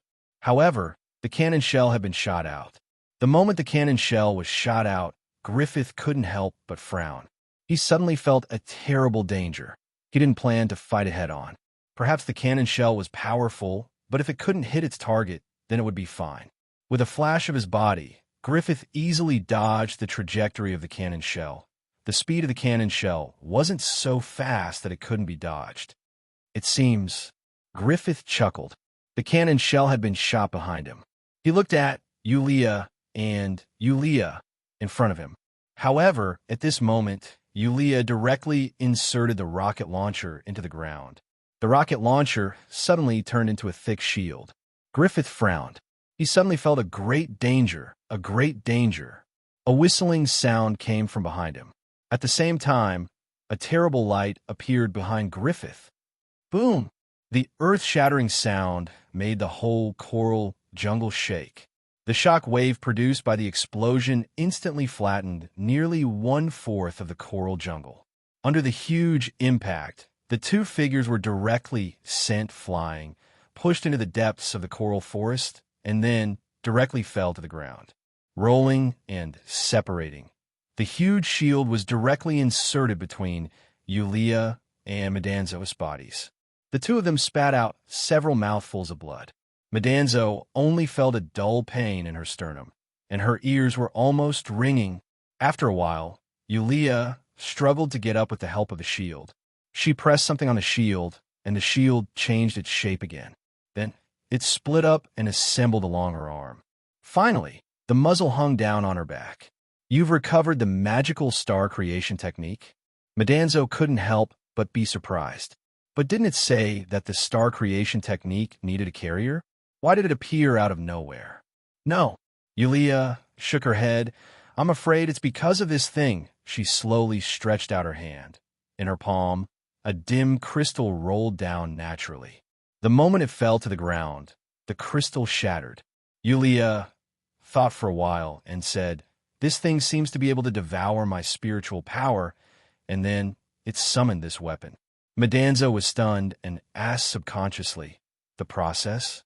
Yulia pondered and said, "Probably something like visualization in the heart. Maybe it's triggered by a strong need, but there should be a limit. This weapon should be a star creation creature, but it's obviously lifeless now. Maybe it's limited to a pure, inorganic substance, and it can't reach the level of a soul structure." Medanzo held the crystal in her hand again. A sort of pure, holy light slowly appeared. With the birth of the sword of light, the crystal began to dim at a rapid rate and eventually shattered. It shouldn't be a pure substance. Medanzo held the light sword in her hand and muttered, "Maybe it's energy. My spiritual power has indeed decreased." But the crystal is consumed too quickly. Yulia couldn't help but shake her head. Her rocket launcher and Medanzo's light sword consumed 2 crystals directly. Although there were many crystals growing in this coral forest, if she really wanted to use them, it was probably not enough for her alone. "Do you think it's a simple creation?" Medanzo glared at her. "Whether it's my light sword or this thing in your hand, it's quite dangerous for this world. It's something out of the ordinary, okay?" Yulia thought for a while and said, "Senior, it seems that the appearance of the God-blessed church this time is probably for these crystals, right?" "Most likely." Medanzo pondered for a while. "This world seems barren, and there are no other supernatural powers apart from vampires. However, the degree of strangeness may be deeper than the previous world. Do you still remember the body of the long-haired monster when we came in? Primordial void demon. It looks like it, but it's not," Medanzo said with a serious expression. "Compared to the real primordial void demon, it's much weaker, more like a baby." At this moment, the rocket launcher arm attached to Yulia's arm suddenly made a noise. Yulia frowned and said, "Senior, someone is coming. This thing of yours, how many functions does it have?" "Nothing else. Attack, defense, search for enemies, just these few." Yulia shook her head and said casually, "After all, it's not a masterpiece." A figure quickly appeared, a mixed blood wearing black forest armor. It was impossible that the Pope of Elohim and his people didn't notice the huge commotion in the coral forest. Cain ordered a group of mixed bloods to investigate within the area. The mixed blood who came here had sensed the presence of a living person and followed it here. However, there was no one in this place except for a mark on the ground that was smashed by something. The mixed blood didn't leave immediately. Instead, he focused on sensing the presence around. His eyes focused and looked at a coral tree. "Here, sneer, attack." The mixed blood was as fast as a ghost. In the blink of an eye, he had moved behind the coral tree. He saw a woman lying on the tree trunk, peeking out from behind the tree trunk. She was wearing a strange vambrace. At this moment, the woman did not even know that the person she was spying on had already appeared behind her. At this moment, she seemed to be surprised that the person had suddenly disappeared. The mixed blood chuckled and squinted his eyes. The woman emitted a tempting fragrance. It really was a top-notch ingredient that was hard to come by. It wasn't inferior to the blood slaves that the church had specially provided for them. No, she was even more tempting. The mixed blood licked his lips subconsciously. His hand slowly reached for the woman's nape. Soon he would grab it. A light flashed.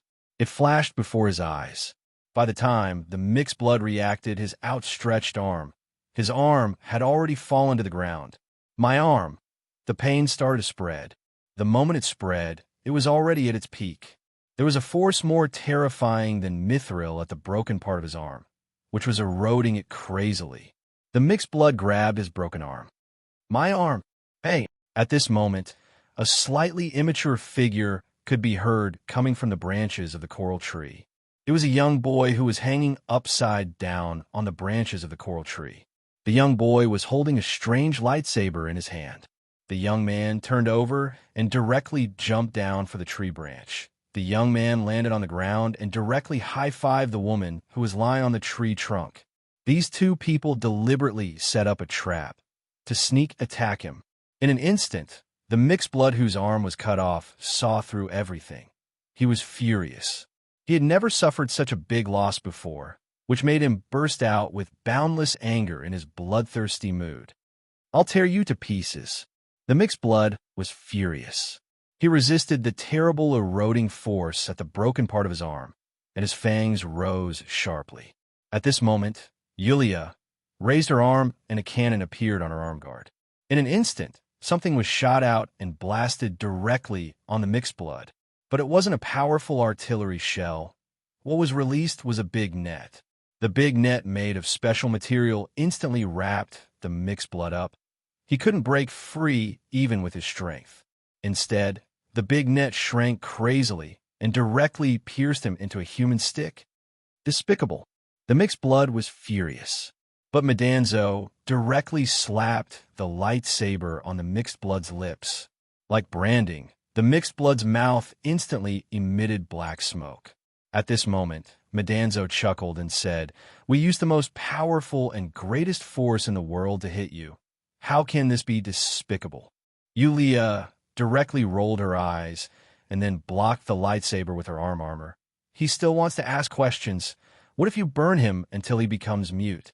I won't tell you anything." Yulia directly shrugged and said, "Your companion should be here soon. It's useless even if you don't tell us. Anyway, we'll tell your companions that you've told us everything." "Humph." The mixed blood sneered, "Cheap trick." "Wow, so that's it." Yulia directly shouted at this moment, "I didn't expect you to do this. So powerful. Is this your secret?" The mixed blood couldn't help but be dumbfounded, watching the woman shouting shamelessly with her hands around her mouth, even forgetting the pain of the broken part. F***CKU. What? You've been dissatisfied with your boss for a long time? Oh, I got it again. Don't worry, I won't tell your companions that you told us because you're afraid of death. After all, we promised to let you go, and we'll keep our promise." The mixed blood's face was gloomy. Yulia continued to shout at the top of her voice, replaying the scene again. "Stop. That's enough," the mixed blood said in exasperation. What do you want to know?" "Senior, why don't you ask?" Yulia immediately winked at Senior 11. Madanzo rolled her eyes, waved the lightsaber in her hand, and directly cut off the mixed blood warrior's legs. Safety. There's still one who hasn't returned. In front of the coral tree in the middle of the forest, Pope Elohim lowered his head. It was almost impossible to sense his life force, even though it was Kane's voice reporting at this moment. They had been following Isabel's group all the way here, but they still couldn't find Isabel's group. "Elohim, other than us, is there anyone else who knows about this place?" Kane couldn't help but ask. That loud sound and the huge tremor caused by it. Obviously, there was an unknown force in the coral tree forest. Perhaps it was those terrifying, strange demons outside. Indeed, there is someone else who knows. Elohim slowly raised his head as if he had just woken up from a nap. "Who is it?" "The true ancestor of the vampires," Pope Elohim said slowly. Kane couldn't help but be shocked, and the rest of the mixed blood warriors looked even more serious. Then, Pope Elohim said something even more shocking. "If I'm not wrong, the true ancestor of the vampires had already entered this place 15 years ago when they broke through God Bless Church. ########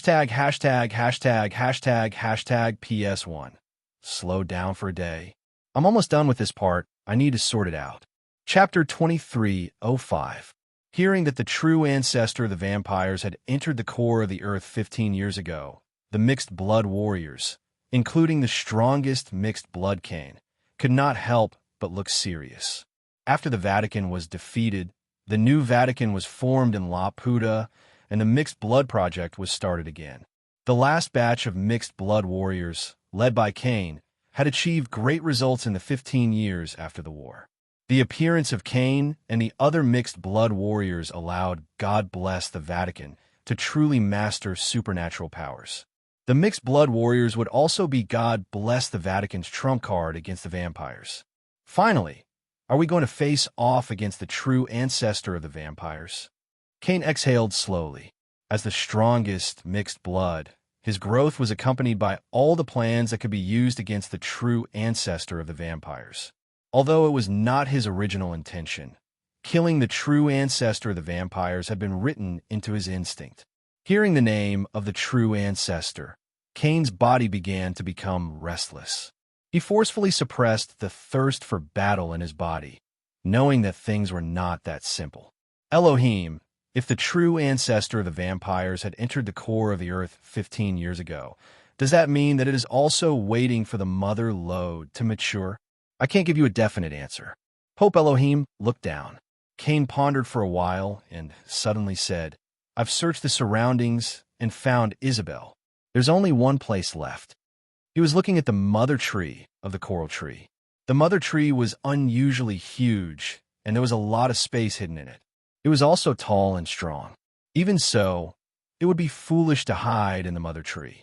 Isabel and the others had mastered the use of infinite element, but there was a price to pay for using it. The more they used it, the faster they would die. Cain, please take me to the mother lode. The old man in the wheelchair suddenly reached out his hand, as if it was the last bit of strength he could muster. His withered fingers could barely hang on. In the name of Elohim, I will definitely send you there. Cain held the old man's weak hand. However, at this time, a mixed-blood warrior stepped forward and said with a serious expression, Leader, we have no news of Morpheus at all. What should we do? Morpheus, the mixed-blood warrior who had yet to return to his team. Cain thought for a moment and said, If he was not in danger, he would have come back on his own. If he was in danger, he would have issued a warning, but there was no news at all. Could it be Morpheus is already here? Cain shook his head, took a deep breath, and said, I don't care anymore. No matter what the purpose of the enemy is, as long as we are in front of the mother lode, we have the initiative. Let's go in. The two mixed-blood warriors nodded and began to pry open the roots of the coral mother tree. There's already a gap here, so they could easily pass through by prying it open. The diameter of the coral mother tree was dozens of meters. Although the interior space was large, it wasn't that far to go. Cain pushed the wheelchair and walked in the middle. Both sides were guarded by the mixed-blood warriors. However, the space within the mother tree was extremely dim. Even with the extraordinary eyesight of the mixed-blood warriors, they could not see clearly. Logically speaking, we should have reached the center. Why is it still like this? Cain could not help but frown. All of a sudden, he could no longer hear the movements of his teammates, be it those who were leading the way in front or those who were bringing up the rear. The hybrid warrior was the only one left in the darkness at this moment. Elohim, Cain hurriedly called out. Fortunately, the Pope of Elohim was still by his side.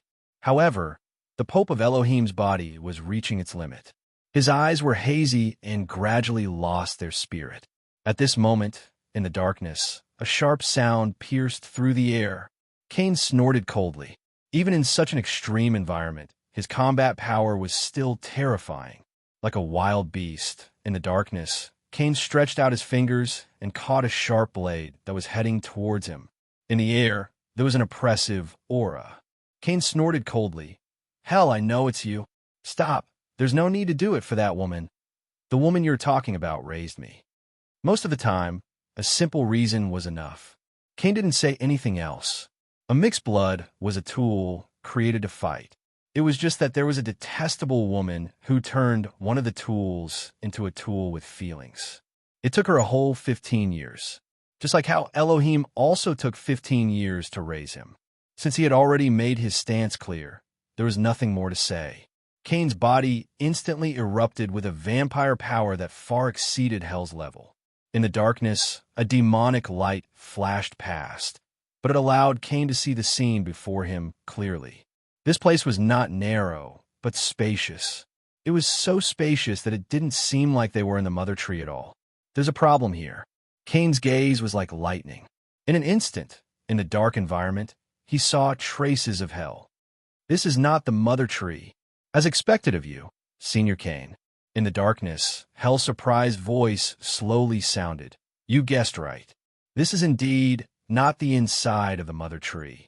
The mother tree that you see is also fake. Infinite essence? Kane's expression turned serious. It's Isabel's idea, right? She just wanted to do an experiment. Hell said indifferently.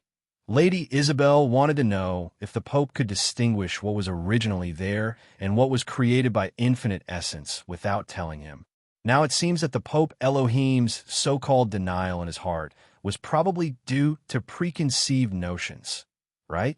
Or perhaps, even if the Pope Elohim knows that the mother tree is fake, there's nothing he can do anymore. You talk too much. At this moment, Kane had already appeared in front of Hell. The young knight's expression changed slightly. This terrifying speed was even beyond his perception. This was the strongest mixed blood. Tactical retreat. In the darkness, Asash's voice sounded instantly. Hell leaned back almost instinctively. At the same time, Asax quickly made his move at this moment, directly punching towards Kane's head. Logically speaking, as a superior noble, his power was not small at all. However, this full force punch on Kane's head could not shake Kane's body. At this moment, Kane grabbed Asash's wrist and threw him to the ground. The moment he landed, Asax felt like all the bones in his body were shattered. He endured the pain, and a long sword suddenly appeared in his hand. The long sword that appeared strangely stabbed towards Kane's abdomen. This was a mithril weapon, a weapon created by infinite essence. All of this was to pass this weapon to Kane. The mithril sword pierced through Kane's abdomen and came out directly from behind him. He took a few steps back. Asax got up with difficulty and said in surprise, "It's done." Not yet. At this moment, Hell rushed out and stabbed towards Kane's heart with extreme speed. Kane moved. He pulled out the mithril sword from his abdomen and slashed at Hell's blade. Both weapons instantly shattered. The wound on Kane's abdomen was healing crazily. Is this guy a monster? Asax could not help but take a deep breath. Are mixed bloods not afraid of mithril? Nero retreated to Arthasia's side and said expressionlessly, "It's just that our resistance to mithril is stronger than normal. It's just that since Kane was 10 years old, he would use mithril weapons every day to strengthen his body, infinitely increasing his resistance." Pervert. Asax cursed. It was not easy to use the mother tree, created by infinite essence, to separate the rest of the mixed blood warriors, leaving only Kane. He did not expect Kane to be so difficult to deal with, even though he was the only one left. At this moment, Asash's expression changed slightly.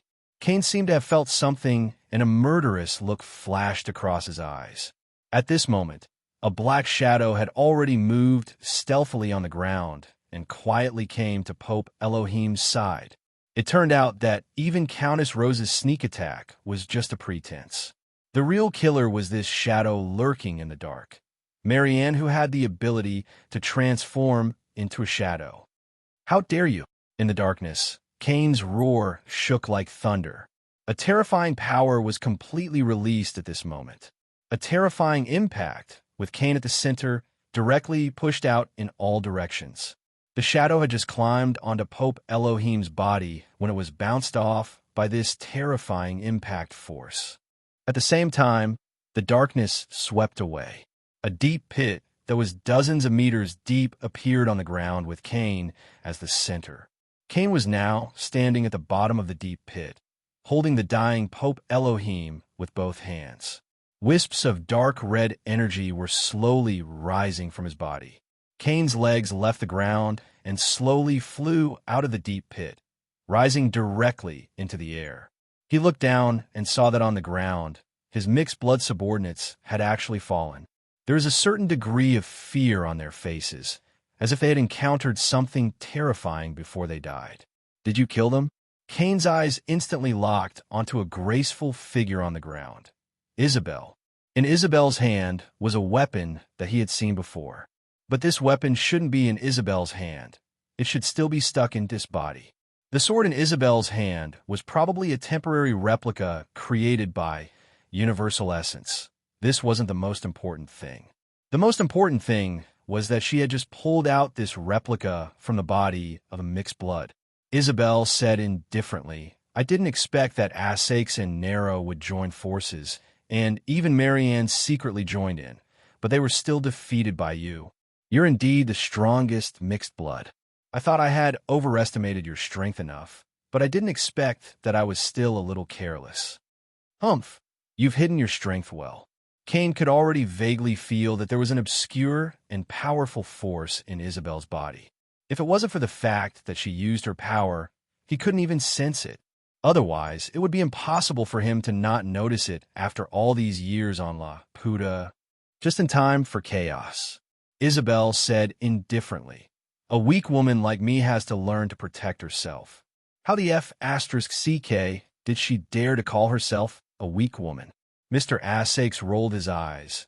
If Isabel was a weak woman, he would immediately go streaking. Then what are you? Cain slowly landed on the ground. An unknown mixed blood? A vampire whose special ability is to cut off all senses? Or something else? Don't tell me that you're a monster in human skin. I'll tell you this question when I worship you. Isabel suddenly chuckled, but she slowly raised the universal essence, fruit, in her hand. In the blink of an eye, another identical weapon appeared in her hands. On the ground, at this time, whether it was Asakes, Nero, or even Marianne who had returned after being repelled, they all used the universal essence, fruit, to create the weapons they wanted. Cain looked at them indifferently. There was no lack of universal essence fruit in this place, and he could easily get it by plucking it, but he didn't want to use the power of the universal essence fruit. Elohim had once taught him that as long as the essence fruit was used once, there would be no way to deny it. The temptation of the fruit would be imprinted in one's soul from the very first time, and one would not be able to give it up. He also wanted to be the person who denied the existence of universal essence. Cain looked down and saw that Elohim had already fainted, like a flame that was about to be extinguished in the snow. There's no time. Cain heaved a sigh of relief and tied Elohim to himself. He didn't have any weapons, only a pair of fists. He firmly believed that the body was the most powerful weapon. If possible, he hoped that he could train his body to the point where it was invincible and indestructible. The final battle was triggered. An invincible body. In the transparent coral forest, Boss Luo lowered his head and pondered. Cain, this is the original intention of obtaining the pseudo-eternal indestructible body. It's time for Madanzo to meet him. Boss Luo's gaze was now on the dying old man who was tied to Cain's body. Give me an answer, Madanzo. Are you qualified to take over the new kingdom of heaven? The mixed-blood warrior who was almost turned into a human stick called himself Morpheus. However, Senior 11 said that he didn't encounter this guy in other worlds, so he must be a minor character among minor characters. He might even be mass-produced by the book of covers for the sake of the integrity of the page world, so he could be completely forgotten. Listen, was this something a human said? Oh, Senior 11 wasn't a human. At this moment, Yulia casually ended Morpheus, who had no value at all, and looked at Madanzo. Senior, what next? She wasn't a human either. However, at this moment, Madanzo frowned thoughtfully. Senior, what's wrong? I feel like, Madanzo muttered at this moment, I feel like I've suddenly been arranged. Hashtag PS. As usual. End of chapter. Chapter 2306. There was no doubt that the mixed blood who called himself Morpheus was a traitor with a weak will. In the process of creating mixed bloods, the Holy See often had to rely on drugs to control them due to the differences in the mixed blood individuals. Morpheus was one of them who needed drugs to maintain his mental stability. In general, this guy had poor psychological qualities, and his ability to resist pressure was almost zero. Just like those sensitive bodies, he would be very honest after a few probing. As a mixed-blood warrior, Morpheus undoubtedly knew many secrets, such as the truth behind the invasion of the Holy See 15 years ago. Arrangements? Yulia was stunned and said suspiciously, You mean like in the page world in the Holy Land, the power of destiny? Madanzo shook her head and said uncertainly, I can't say for sure. Maybe it's just an illusion. Could it be boss? Yulia thought in her heart, but did not say it in front of Madanzo. For her, after experiencing many page worlds, Madanzo's identity as a senior had long been doubtful. But until now, she still insisted on calling Madanzo senior. This was a strange friendship born after experiencing too much. Could she believe it? Yulia, Madanzo suddenly said, do you think the destruction of the primordial world was because the humans of the primordial world tried to create infinite essence and ultimately led to the destruction of the primordial world? Yulia frowned and said, but wasn't our previous speculation about the invasion of the primordial demons of the void? Madanzo pondered and said, they could first create infinite essence and cause the entire world to be sucked dry. When the world's power is no longer maintained, the space will become abnormally fragile and give the primordial demons in the void a chance. Yulia shook her head and said, Senior, we've all seen the power of the royal family. If you have the power to control destiny, would you still create infinite essence? I thought of a guy. Madanzo suddenly looked up and said, he doesn't have the power of the glorious sun, and he can do such a thing. You're talking about Prince Huang? Yulia widened her eyes. Madanzo gently nodded. That guy, how could? Yulia took a deep breath. No, if it's really that bitch, he might have the guts to do it. This cameo said that the previous pope of the Curia was called Cicero, Madanzo said again. Yulia subconsciously rubbed her bangs and said with a wry smile, why is he still here? This should be very late in the timeline of our home world, Madanzo said thoughtfully. Yulia nodded. That's right. After all, those corpses are still hanging on the plaza outside. Chington, Iron Armor Cats, Toad Turo. The corpses on the plaza where the God Bless Curia headquarters used to be were all dried up.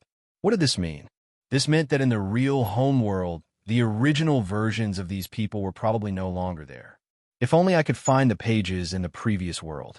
Madanzo shook her head. Even if I just took a look at them, I missed some important things. At this time, Yulia had been watching the battle between Cain and Isabel through the monitor on her vambrace. At this time, the battle was actually one-sided.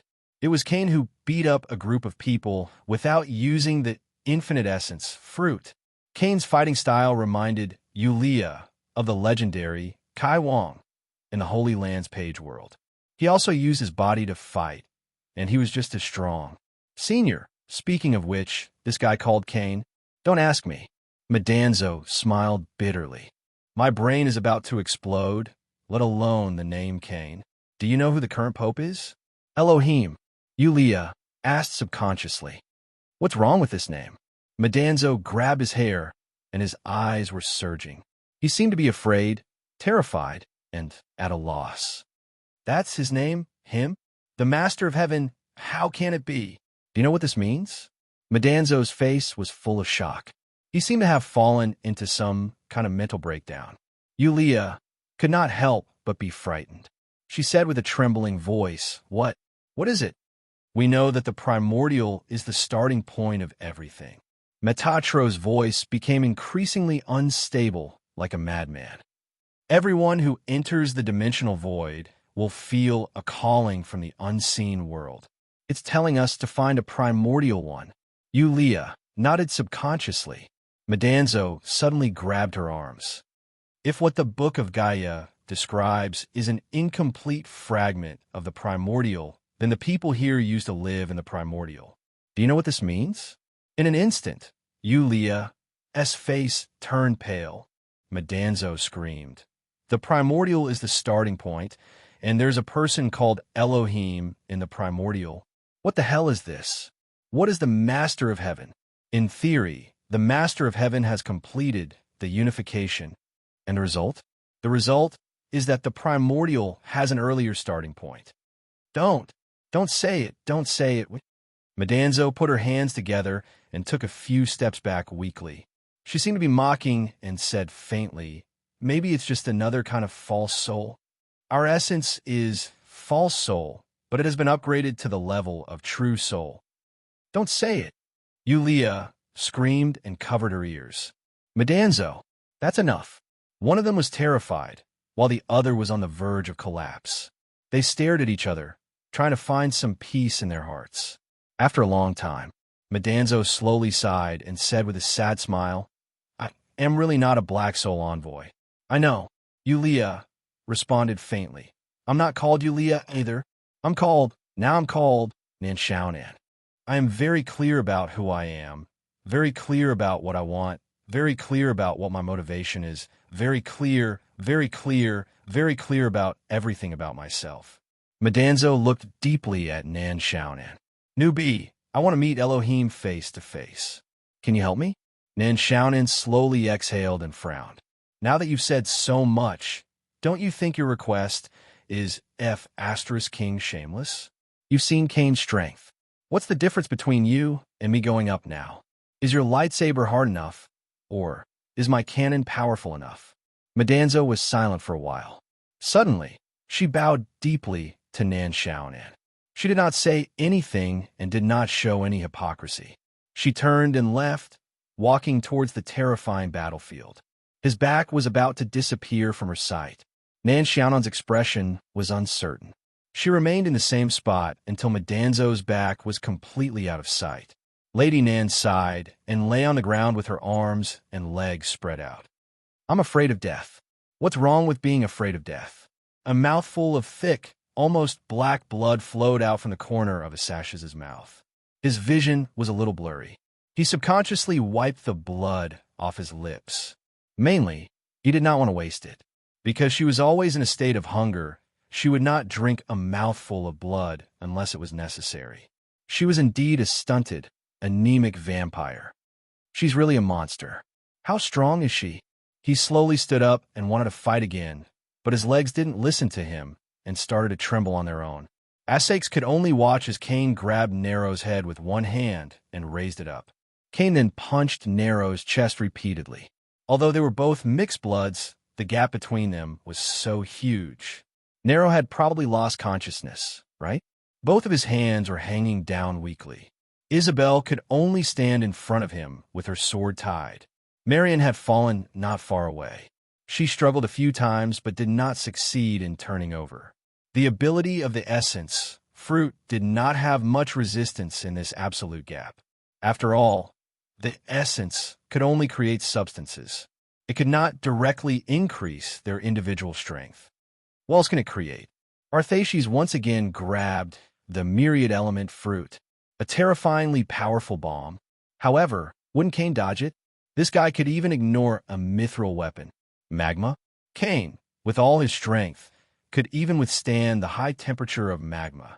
He had already tried it. As for the method of creating different gases to achieve gas explosion, he had also thought about it. However, this was completely a method of mutual destruction. Moreover, he did not know if Cain could withstand it. Was there really no solution? Kay or Lily should be hiding properly. It was no longer suitable for her to participate in such a battle. Asakes thought a lot at this time. At the juncture of life and death, the brain was abnormally active. It was actually very easy to be distracted. For example, right now, he suddenly wanted to drink a cup of cold girl's blood. I really want to drink Kay Air Lily's blood. Mr. Asakes suddenly quivered. He was alarmed by his own thoughts. He knew that because he had been injured one after another and consumed a lot of his strength, his body had long fallen into a trough. The vampire's instinct had begun to go out of control. At this moment, the essence fruit in his hand, which had already dimmed a little, suddenly flashed. In front of Arthashis, there was even a thin layer of frost on the surface of a cup of blood appearing. Asash's throat swayed subconsciously. His lips trembled as he opened them, and blood-sucking fangs slowly extended from his lips. Using the essence to obtain blood and replenish your strength? You should have done this long ago. Earl rose. At this moment, a figure appeared in front of Asakes, looking down at him condescendingly. It was Cain. Unexpectedly, Asakes suddenly reached out and slapped his hand that was reaching for the cup. He even directly knocked the cup over, letting the blood flow to the ground. Don't you suck blood? Cain said indifferently. There's no sense of ritual. I won't drink it. Asakes gritted his teeth. With just a thought, a cup full of K-Air Lily's blood appeared in front of him. There was no soul at all. What a king waste. Essex suddenly wanted to slap himself at this moment. He really did not want to bite K.R. Lily, but he could not bear the instinctive impulse. Wasn't using the essence a compromise? Do you feel it? Feel what? Essex exhaled heavily. He pressed his hands on his knees and finally straightened his back. The terrifying part of the essence, Kane said indifferently. Its pervasiveness and irresistible temptation. This time, you use your own willpower to reject the blood-sucking. What about the next time? The third time, and countless times in the future? Do you have the confidence to reject it? Essex could not help but fall silent. Suddenly, he did something very strange. He put his hand on his chest and lightly clenched his fist as if he was grabbing onto something. He even closed his eyes. Please listen to my confession. His voice was intermittent. It was weak but firm. Kane frowned subconsciously. He instinctively resisted Arthas's voice of repentance. At this time, what was there to be repentance for? Kane slowly raised his hand. At that moment, it was only a matter of time before Arthas could be dealt with a single blow. However, at this moment, a weak voice made this incomparably powerful mixed blood abruptly stop his attack. It was Elohim's voice. You're awake. I want to listen. I don't know why. Let him speak.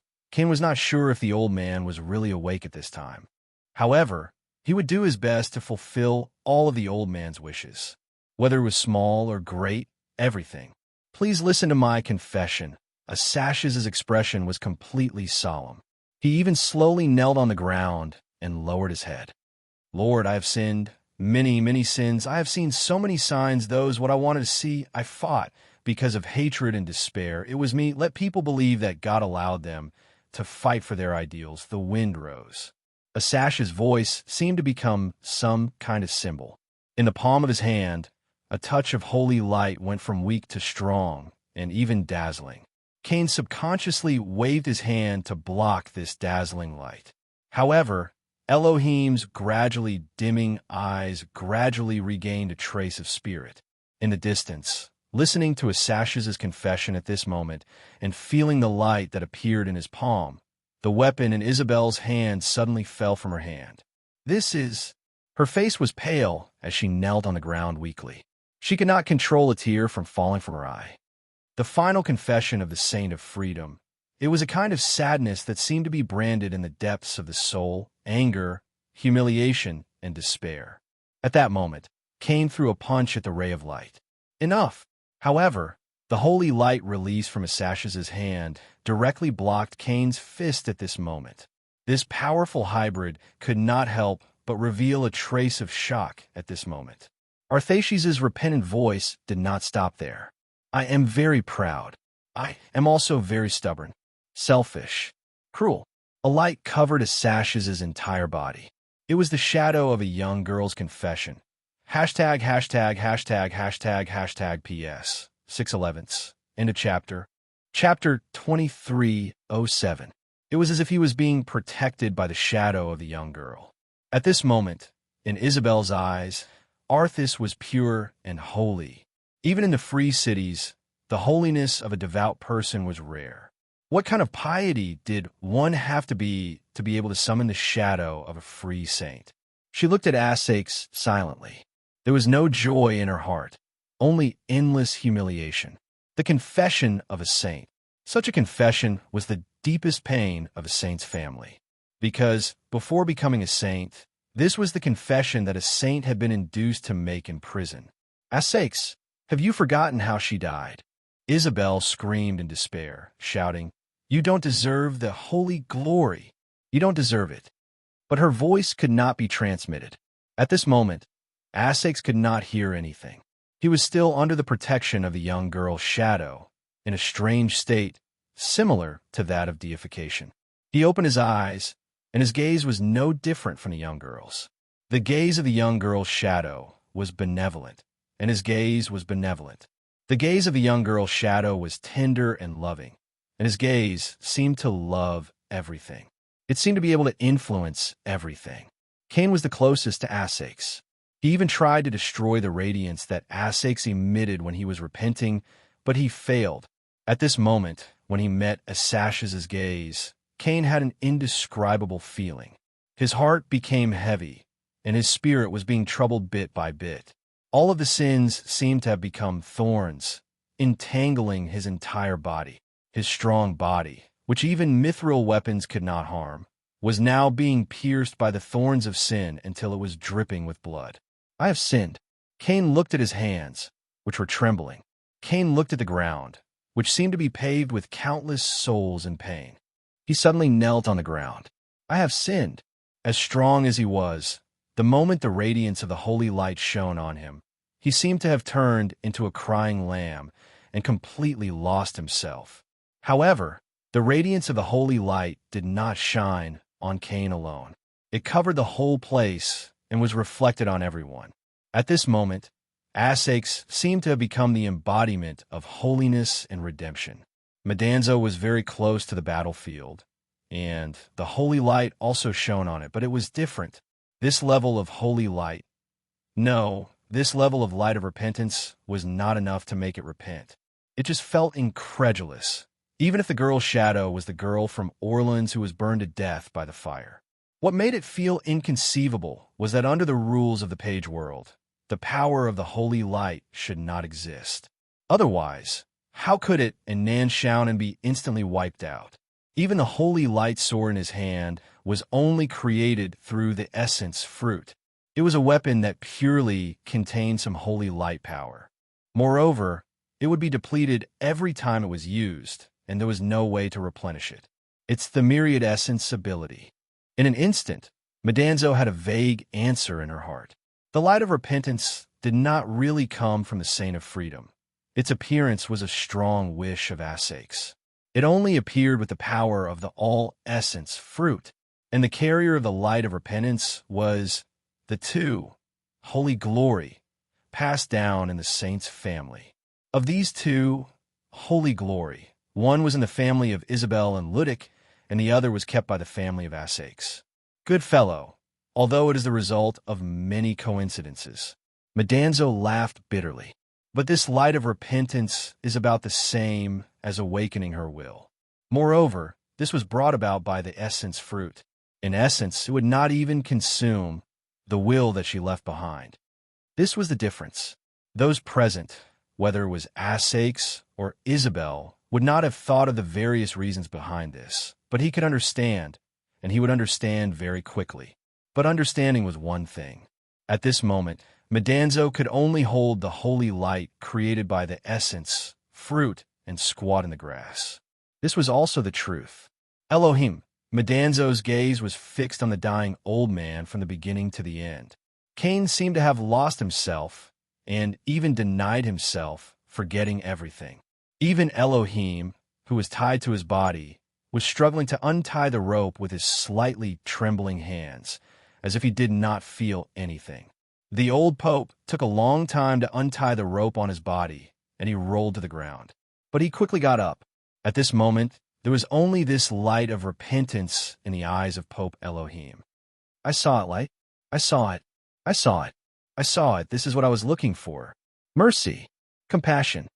I've finally found you. My faith. I've finally. The old man, who was in a sorry state, could not walk to Asax in the end. His battered body was unable to continue, and he could only fall to the ground once more. But even so, there was still a light in Pope Elohim's eyes. It was the light of the soul.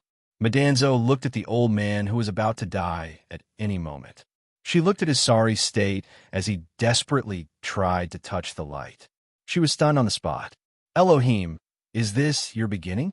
An ordinary person who sought faith. It thought of the room where the name Elohim was engraved on the tower. That was a room only ascetics would live in. That was a room only lost and desperate people would live in. That was a room prepared for extremists. It was narrow and old, with only a window that could see the palm-sized sky.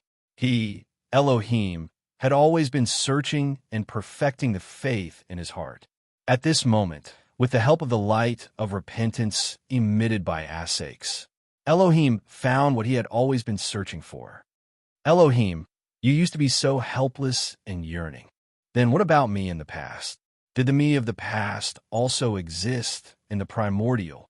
Madanzo murmured softly. Was there really me? At this moment. If you weren't there, why would you hear the call of the beginning? Madanzo was shocked. She subconsciously turned around and saw a familiar face. Nan Xiaonan. The Nan Xiaonan who was still wearing Yulia's disguise. Don't look at me, Lady Nan said calmly. I'm not doing this for you. I'm doing this for myself. I also want to complete the Page World strategy. Otherwise, how am I going to leave? Thank you, Madanzo said softly. Lady Nan could not help but have goosebumps all over her body. She took a deep breath and said, Don't say such mushy words. I love you. Metatro didn't feel burdened at all and continued. You mother asterisk her. Lady Nan could not hold back anymore. She pointed the cannon on her vambrace at the back of Madanzo's head and said, You mother asterisk her, say one more word and I'll blow you up. Madanzo smiled. This was the first time it was so relaxed since entering the Corps. What are you smiling about? Lady Nan frowned. Madanzo sighed and said, Nothing. I just suddenly thought that people who like to dwell on insignificant problems usually have bad luck. My luck is very bad, so I couldn't help but smile. Are you okay? Lady Nan touched Madanzo's forehead tentatively, but Madanzo shook its head, indicating that it was fine. It even asked, What's wrong with you? Elohim at this time? It believed that Nan Xiaonan had been here for a long time, and what she saw might not be less than what it saw. This old man called Elohim, is he really the master of heaven? Lady Nan pondered and said, I'm talking about the original. I'm afraid so. Madanzo thought for a while and said, I'm not completely sure, but it's almost there. Lady Nan subconsciously rubbed its bangs. If that's the case, then this is a little inappropriate. Tell me about it. Nan Xiaonan said, Your heaven's belief system should be created by him, so it belongs to the latter. But here, Elohim obviously did not have such a belief system.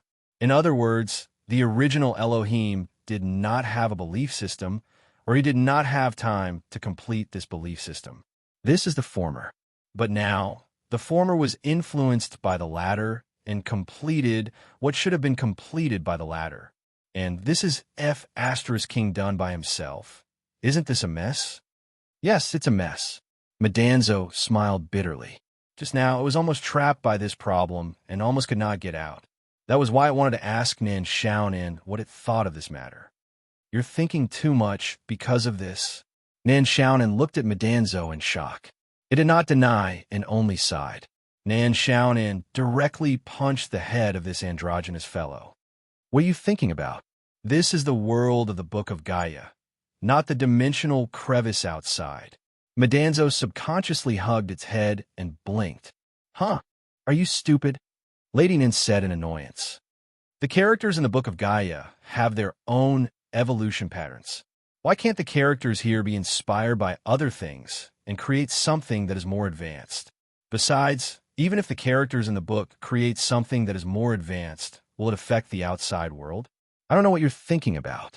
Perhaps this old man was already on the verge of breaking through and was just missing something.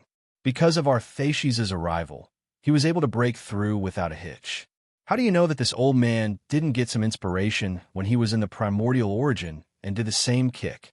In the depths of Madanzo's consciousness, there seemed to be a flash of lightning. I understand, it muttered to itself. Now, I understand. You finally understand. Miss Nan rolled her eyes in annoyance. Look at this guy. He looks quite smart. Why did he only realize it now? Suddenly, Madanzo grabbed Nan Xiaonan's arm and even pressed down on the muzzle on her arm armor. It aimed directly at Asakes, who was under the protection of the girl's shadow. What are you doing? Nan Xiaonan was shocked. It shouldn't be Asakes. Madanzo took a deep breath and said, The one who inspired Elohim shouldn't be Asakes. I want to let the thing that inspired him appear. Nan Xiaonan, we were wrong. We were wrong all along. What did we do wrong? The pages. No matter what method we use to make the pages appear, it's wrong. Wrong from the beginning. Madanzo said seriously, we shouldn't use any method to affect the development of the pages world. Any influence, even our mere appearance, would cause the results of the pages to change. What we call pushing for a normal ending to appear. But is that really the original ending? Nan Xiaonan couldn't help being startled. This book of Gaia, Madanzo took a deep breath and said, perhaps as long as we don't know anything and quietly look at the ending of each page, we can infer what happened in the original world. It will always show us the truth. Nan Xiaonan was still in a daze, but Madanzo had already activated the attack on her arm armor. Wait, it's too powerful. Lady Nan screamed. It's too powerful. I can't stand it. It's too late. The protection of the young girl's phantom was still there, but the phantom gradually weakened. Everyone was affected by the light of repentance, but they did not notice that the myriad element fruit in Arthasia's hand had completely dimmed at this time. At this moment, a loud sound was heard. Something had blasted into Arthasia's body. The power was obviously terrifying. Sand and stones flew in the field. The repentance light was no longer there. Asakes, who suffered the sudden attack, was bleeding all over and looked very miserable, but his eyes gradually returned to their original state. He looked at everything around him in a daze. After reciting the confession of the saint, his consciousness was almost in a half-asleep state. He could remember some of it, but he forgot more. Master, be careful! Marian's exclamation rang out. Asakes looked up subconsciously and saw the monster-like Cain standing up slowly. Cain let out a long sigh.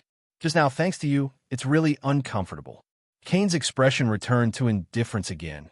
Now, it's time for me to return the favor, Countess Rose. Suddenly, the surrounding light dimmed, as if it was distorted by something. Cain frowned. The Arthasies in front of him had actually disappeared. Cain snorted coldly and closed her eyes instantly. Then, she suddenly opened them and kicked a stone with the tip of her foot. Bang! Not far away, a coral tree was smashed into pieces. Cain moved, and in the next moment, he was under the smashed coral tree. His eyes were suspicious. Did I miss? No, I hit him.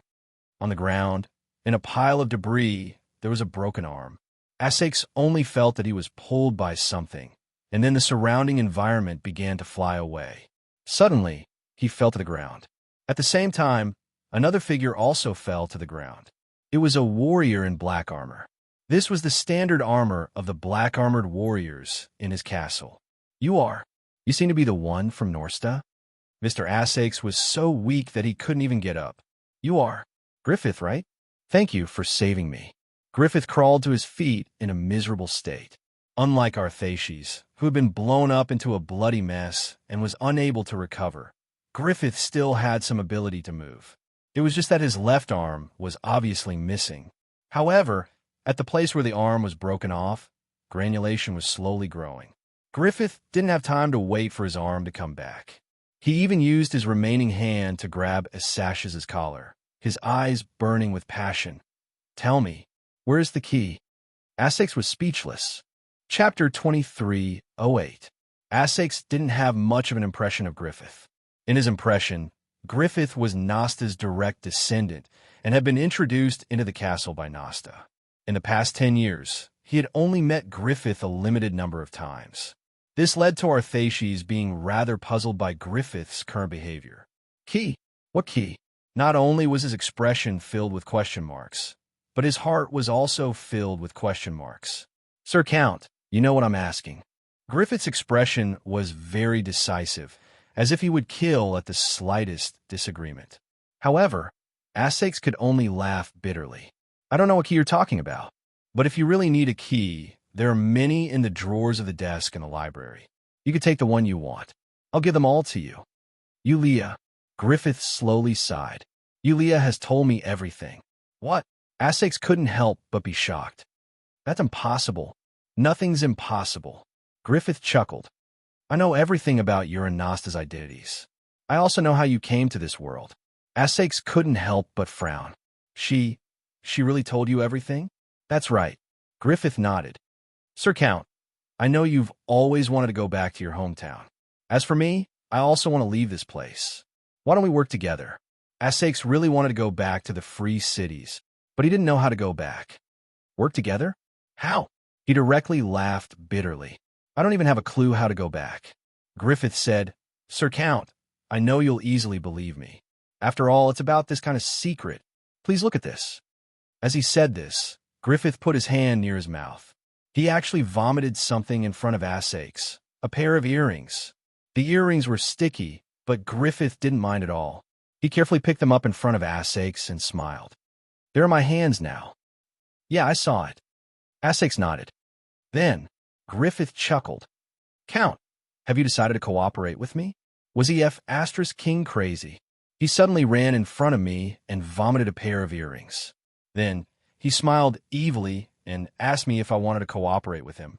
"Why don't you tell me clearly? What do you want to cooperate for?" In short, according to the current situation, he would first agree to try. Asakes was used to all kinds of situations. Even though he felt that the situation was a bit strange, he had other plans.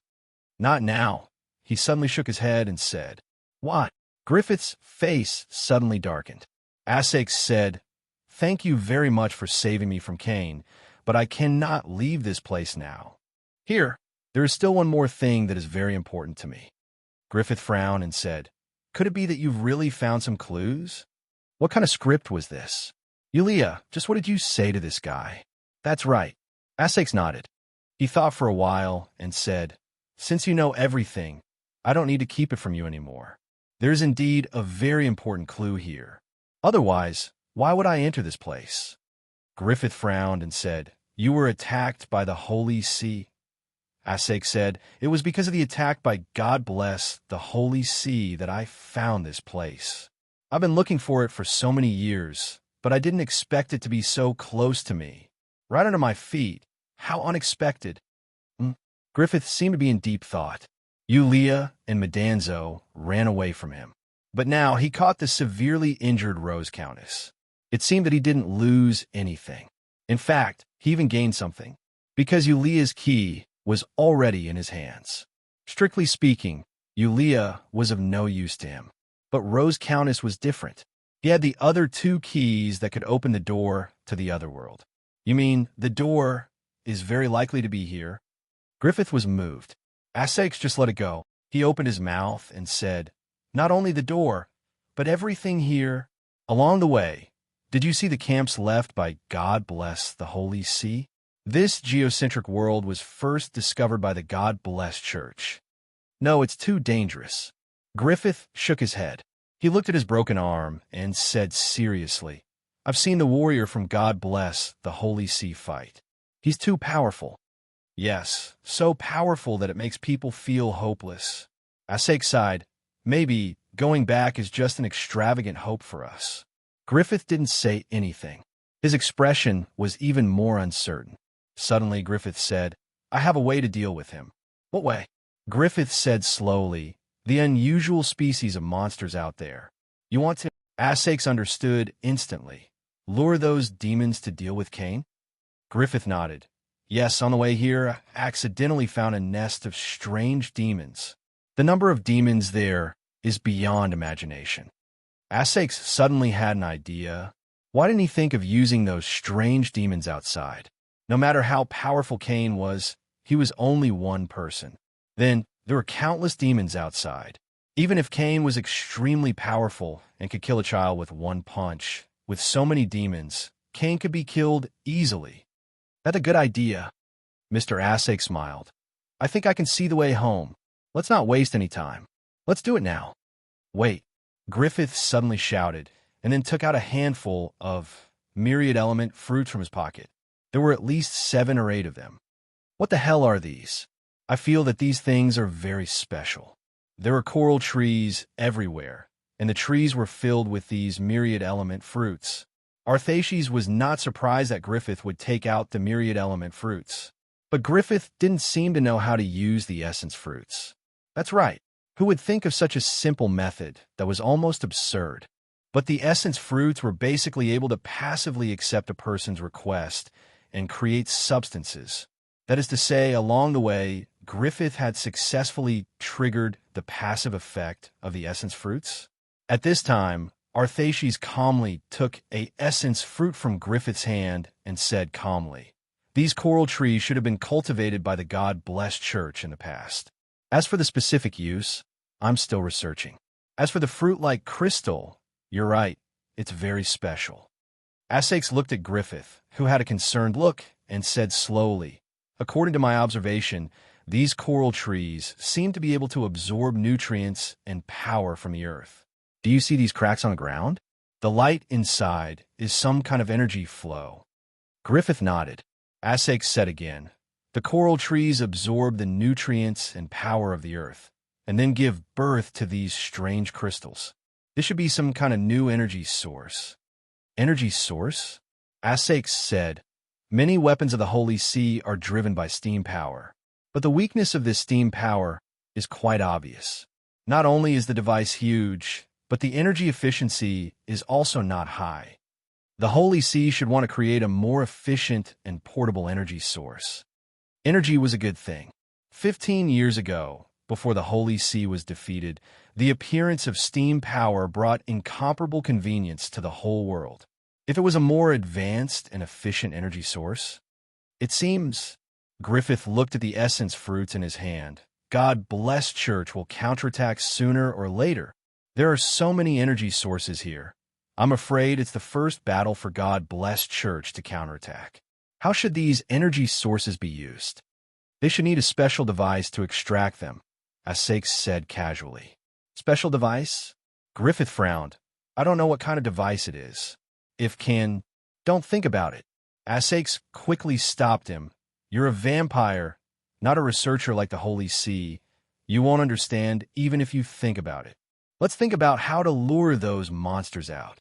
Griffith nodded and casually stuffed the essence fruit into his pocket, ignoring it for the time being. If he could go through the door and head to the other world that was rich in resources, why would he care about these new sources of energy? Tell me, where is the mother tree?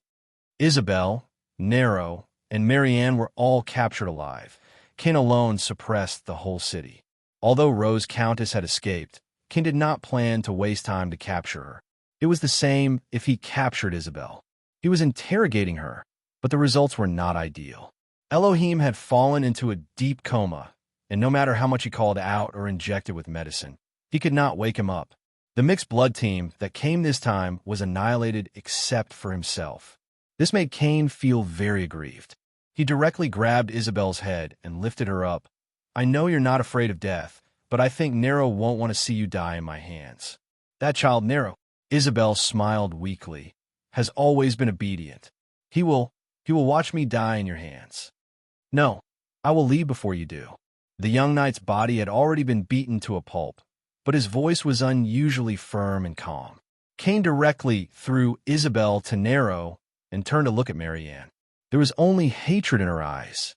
Cain slowly sighed and said coldly, It's okay, no matter where it is hidden, as long as the mother lode matures, there will be some movement. Isabel smiled bitterly.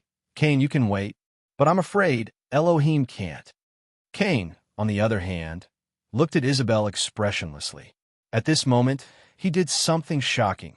He walked to Elohim's side, lowered his head, and without any hesitation, bit Elohim's neck. He quickly raised his head and wiped away the blood on his lips. That's good. Isabel's face was full of disbelief.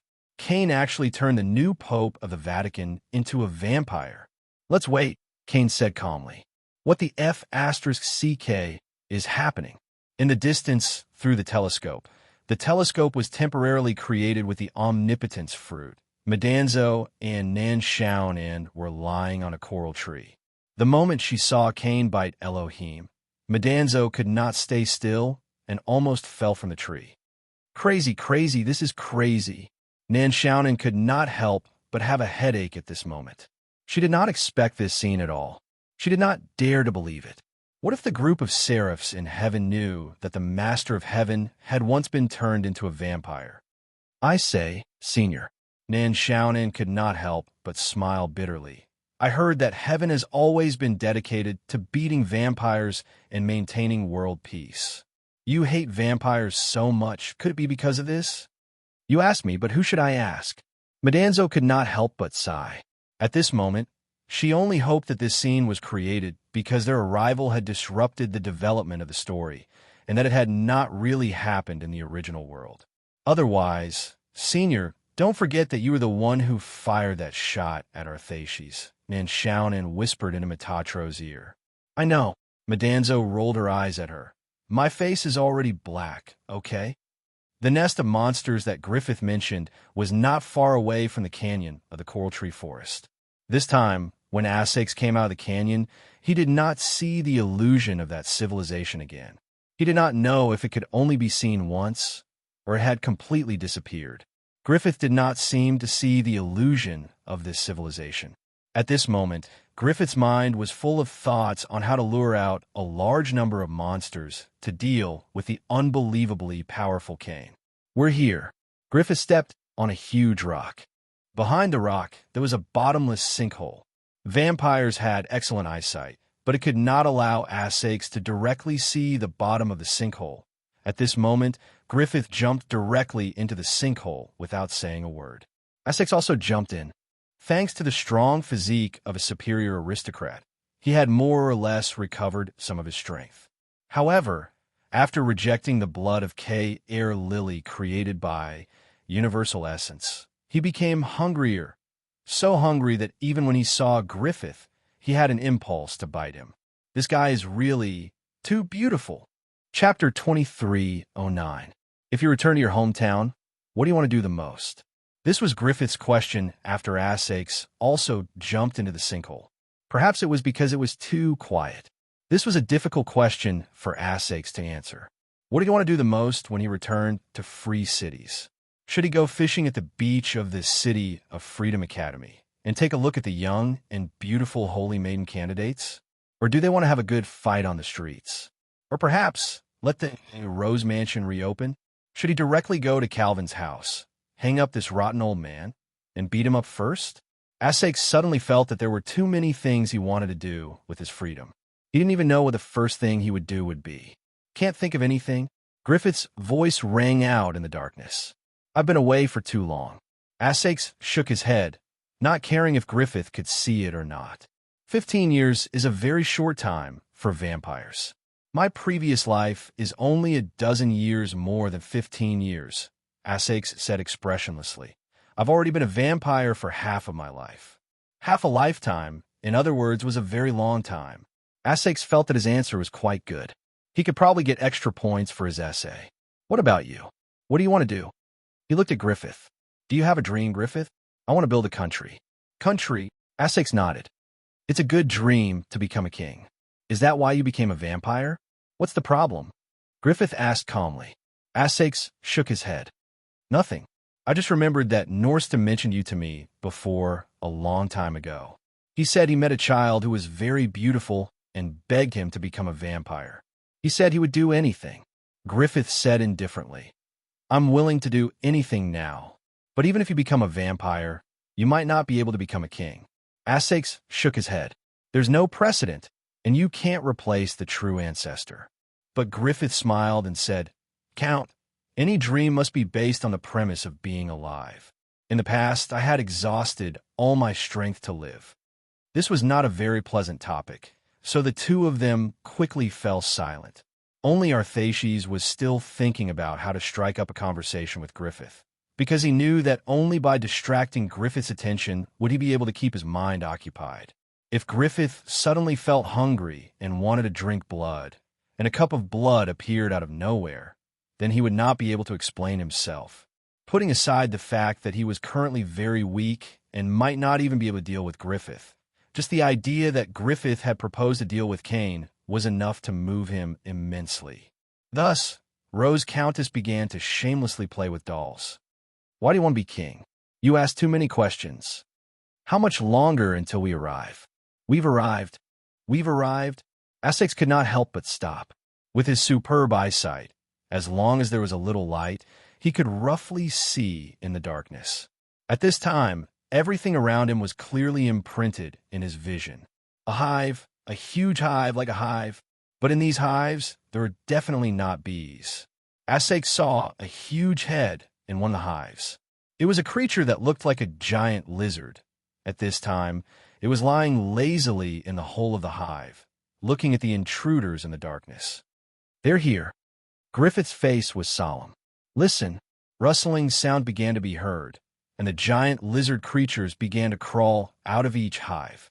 Soon, the ground and the walls were covered with lizards, as if there was no end to them. They were everywhere in sight. Essex could not help but suck in a breath of cold air. The creatures in the Earth's core were unusually dangerous. He was not sure if these giant lizards were as scary as the wolf-like creatures they had encountered before when they were alone, but this group of giant lizards was definitely many times more terrifying than a pack of wolves, because there were just too many of them. Let's go. Griffith did not waste any time. Having been here once, he knew how scary this giant lizard hive was. He had successfully lured the giant lizards out and achieved his goal of walking into the sinkhole. Next, he had to lure these giant lizards out and attack the coral tree forest to deal with Kane. Essex nodded and immediately retreated, running faster than Griffith. After all, the foundation was there. Superior vampires were more powerful than middle vampires. Not to mention that Griffith had only received the blood of a middle vampire. They were like delicious cakes, and the giant lizards in the hive were like a tidal wave that was devouring them. If they ran a little slower, they would be consigned to eternal damnation. Essex felt that this operation was still a little hasty. He did not expect there to be so many giant lizards. It was far beyond his imagination. Fortunately, they had reached the exit of the sinkhole. They just had to climb up. Not good, Griffith exclaimed in surprise. Essex looked up instinctively and saw that the vertical passage leading to the sinkhole was densely packed with giant lizards. They did not only live in the hive of the hive, they also lived on the rock walls, or rather, the entire sky was actually the hive of the giant lizards. Hold on tight to me. Essex gritted his teeth, and the clothes on his back were instantly torn apart. Then, a pair of huge bat wings covered in mucus instantly spread out. The bat wings shook quickly twice, and the mucus was instantly flung out. Griffith hesitated for a moment and directly grabbed Sash's arm. He looked at the bat wings on Sash's body with some envy. These were wings that only vampire nobles above the middle rank could grow. And he, after absorbing Nasta's bloodline, would soon grow wings. Soon, he would also have his own wings, just like an eagle. Those giant lizards did not jump like prey, so they directly launched an attack. A large number of giant lizards jumped out from the rock walls in an instant. Even though he could fly, facing the giant lizards that kept falling from the rock walls above, Sash's bat wings seemed to be a burden. His wings were quickly torn apart by the giant lizard's sharp claws. The bat wings were also a part of his body. Tearing them apart was equivalent to tearing his body apart. Essex was so uncomfortable that he could not speak. Sorry to offend you, Count. Griffith suddenly pulled out his weapon at this moment, stepped directly on Sash's back, and swung his sword at the attacking giant lizards. Count Rose wanted to say, "What a guy," but he really cannot say it. It was too painful. However, even though Griffith counterattacked, there were too many giant lizards falling down, and he did not climb up much. The distance to the exit was simply hopeless. Essex gritted his teeth and directly took out the myriad element fruit. Between hiding the secret of myriad element from Griffith and escaping, he could only choose the latter at this moment. However, when the myriad element fruit entered his hand, Essex felt a sense of emptiness. Not only the emptiness in his mind, but even his soul. Along the way, he had used the myriad element fruit too many times. What are you going to do? Griffith obviously noticed. I'll tell you when we go up. Essex shouted. Be careful above. A terrifying heat wave instantly fell from above. Above the sinkhole, streams of terrifying magma were pouring down along the rock walls. A large number of giant lizards were instantly washed away and drowned in the magma. Screams filled the vertical and long crater. Although Griffith did not know why magma suddenly appeared, he vaguely knew that it might have something to do with the crystal formed on the coral tree that Count Rose suddenly took out. But he did not think too much at this time because the exit was right in front of him. We're going out, Essex shouted excitedly at this time. In an instant, a very fast shadow rushed out of the crater. The two suddenly had a feeling of surviving a disaster. Unfortunately, a large number of giant lizards were directly submerged by the magma, and they did not know how many could be lured out in the end. Griffith. Essex turned back at this time. He wanted to let this beautiful guy come down, but he couldn't keep riding on him. However, his body suddenly became much more relaxed. The moment he turned back, Griffith had already left his back and fell from his back. A bright red tongue had unknowingly wrapped around Griffith's waist. A tongue of inconceivable length suddenly shot out from the burning sinkhole and wrapped around Griffith's body, pulling him into the sinkhole once again. Griffith. Essex wanted to rescue him at this time. A pair of bat-like wings with countless wounds flapped wildly. He wanted to grab Griffith's hand, even if it was just a finger. Griffith. However, in the end, Essex was no faster than the speed of the tongue's retraction. He had already rushed to the entrance of the crater, but could only watch as Griffith completely fell into the abyss-like crater. The appearance of magma caused the decomposition of the rocks inside the crater to change. The land at the edge of the crater's entrance began to sink rapidly and was filled up. Mr. Essex silently floated above the crater that had already been filled up. Perhaps, before going down, they did not think that this would be the result. Luring out the giant lizards in the nest, and then dealing with Cain.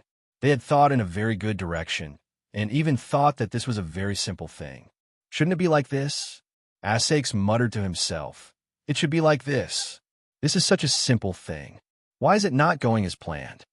After a long while, Arthursus slowly let out a sigh of relief. Griffith, who had fallen into the crater, probably had no chance of surviving. The claws of those giant lizards were so sharp that even he had at least 100 wounds on his body right now. He looked helplessly in the direction of the Grand Canyon. How else could he deal with Cain? At that moment, it felt as if he had directly fallen from heaven to hell. Griffith had never seen heaven, even if it was something similar. But he knew what hell was like, just like now. Hell could make people go down. In fact, he had already gone through quite well. He had gone against the source of his bloodline and became the source of his bloodline. Not long after, he would be able to become a real middle level. He would have a pair of wings that belonged to him. He tried to reach out to Countess Rose, but in the end, he did not reach out. Does he want to save me? This is really strange. He probably doesn't know that he was the one who killed Norsta. At this moment, Griffith was calmer than ever. Perhaps it was because this great rise and fall came too suddenly that he was unable to make the right response. It was not until the feeling of being bitten spread throughout his entire body that Griffith felt a trace of sensation. The giant lizards were devouring his body, but Griffith subconsciously felt that what these giant lizards really wanted to eat was not his flesh and blood, but something else. They were looking for something, and devouring flesh and blood was just a kind of instinct that came along in passing. More and more giant lizards came rushing over. If there was someone here, they would see that the unbelievably beautiful man was now only left with his beautiful face. His entire body had been completely covered by the giant lizards that were crowding over. It was as if he was floating in a black ocean, another world. He really wanted to see a society where people lived elegantly without the war. It should be easier to establish a country in that kind of place than here. In the end, only his face was left, slowly sinking into the sea of giant lizards. Suddenly, a hand that only had bones left trembled as it reached out from the sea of giant lizards. In the palm of this hand, that only had a little bit of flesh and blood left, was a pair of exquisite earrings. However, the trembling arm finally broke and fell down. In the end, even the bones were gnawed off, leaving nothing behind. Griffith seemed to have been completely devoured. The amount was too little, and the giant lizards seemed to be dissatisfied. But no matter how dissatisfied they were, there was no food left. The giant lizards at the outermost layer began to retreat reluctantly. The crowded sea of giant lizards began to slowly disperse. They ate crazily. The giant lizards that were squeezed in the innermost layer were even bitten by their companions, leaving many wounds. Suddenly, a bloody arm that seemed to have been peeled off stretched out from a group of giant lizards like a small mountain, grabbed a giant lizard that was about to leave, and directly retracted. Bang! In the process of retracting, the body of the giant lizard that was caught directly exploded. The exploded flesh and blood didn't splash out. Instead, it seemed to be pulled by something. It was a thing that seemed to have been minced, but not completely minced, and the flesh and bones were randomly squeezed together. The giant lizards at the periphery began to retreat at this time. Perhaps they felt some danger. However, everything was lifted out. At this time, it was crazily expanding, and as if it had a strange magic, it made the giant lizards that had escaped come back again. The bodies of the giant lizards exploded one by one, and everything was used to add to this terrifying mountain of flesh and blood. The flowing magma was finally covered with a layer of black solidified matter, and the temperature was still very high. In the nest, no giant lizard could be seen anymore. There's only a tall, thin, and almost perfect black body left here. Bang! The back of the black body suddenly split open like a blooming flower, and then it had a pair of black and ferocious wings. At the same time, 7 dim crystals suddenly fell to the ground, and then directly shattered. It took a step forward and picked up a pair of delicate earrings on the ground. Chapter 23:10. This was a completely different feeling. A brand new body, brand new power, and a brand new perception of the entire world. It was wonderful, but it felt like it was not enough. Not enough. It simply felt like it was not enough. It needed more, something that it craved instinctively. It spread its ferocious wings and instantly rushed out of the crater. Once again, it returned to the surface. In the dense forest, it opened its arms to its heart's content. Something was approaching it. It was a multi-jointed reptile that looked like a centipede. However, its back had spikes that looked like sharp blades. It slowly crawled over and finally crawled to the bottom of its feet. Then it followed its body and wrapped itself around it. A strange scene happened. This terrifying reptile's body seemed to melt in an instant. It actually sank into its body. Not enough. It opened its mouth, and a demon-like song began to sound. At that moment, all the things hidden in the forest seemed to be summoned by something. It started walking. As it walked, it sang like a demon's whisper. One by one, strange creatures began to disappear into its body. It walked toward the canyon. There it desired something there. The lens of the binoculars turned from the injured to Pope Elohim, who was lying on the ground. Then it quickly turned back to the injured, Isabel, and the others. However, at this moment, the camera suddenly rewound and returned to Elohim. Senior, that old man seems to be waking up. Then, her binoculars, which was her arm, was taken away by Madanzo. Elohim had indeed woken up. His life had been extended because of Cain, but this extension was not what he wanted. Cain had not just appeared beside Pope Elohim. If he really wanted to extend his life, he could have done so at any time when he was in Laputa. I have fallen into darkness. After waking up, Elohim was rather calm. His white hair turned gray and his loose skin started to tighten. It was as if he had suddenly become 10 years younger. I had no choice, Elohim. You were about to die. Cain's expression was calm, but there was a hint of apology in his voice. I'm not blaming you, Cain. Pope Elohim shook his head. His body was getting better, and he could now stand up easily. It's true. For example, the feeling of being able to walk freely again is great. Cain could not help but frown. Elohim's condition seemed a little different. I'm too stubborn. Pope Elohim's voice seemed to have a strange penetrating power. I didn't know that the feeling of being reborn was so wonderful. This makes me feel how foolish my persistence in the past was. I've wasted a lot of time. Elohim, what are you doing? Cain was shocked.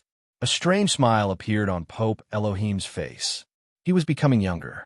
10 years old, 20 years old, 30 years old.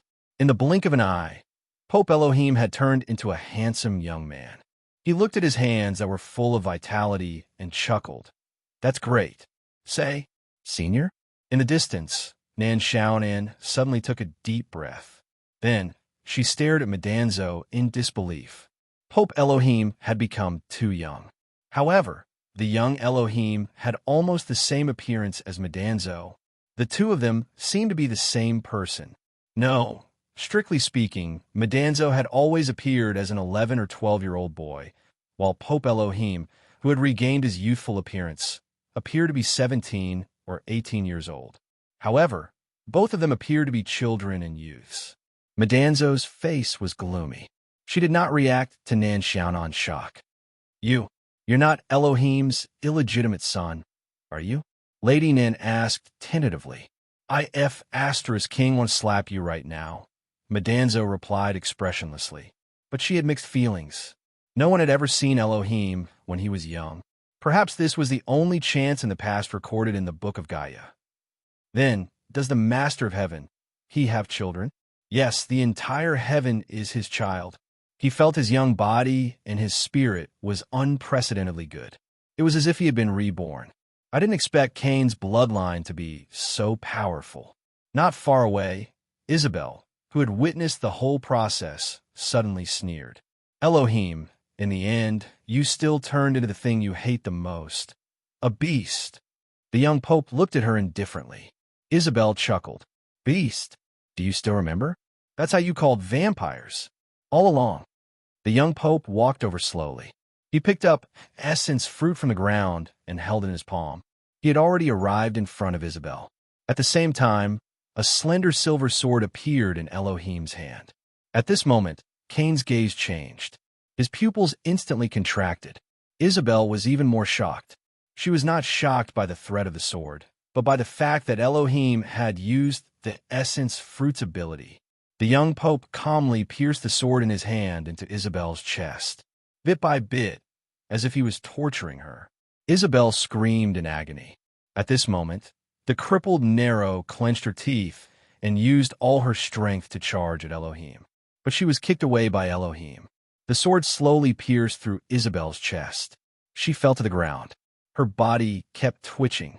Tears, saliva, and snot came out of her nose. I don't need to continue adhering to the insignificant faith of the past. The young pope looked at Isabel coldly and said, Stand up, cursed witch. I always knew that you were hiding something. Isabel did not seem to hear him. Her eyes were blank, as if she had lost consciousness. Elohim sneered and raised his sword again. This time he planned to cut off Isabel's head. He swung. A strong hand grabbed Elohim's wrist. It was the strongest hybrid, Cain. Cain, what are you doing? The young pope was not angry. Instead, he looked at Cain with a smile.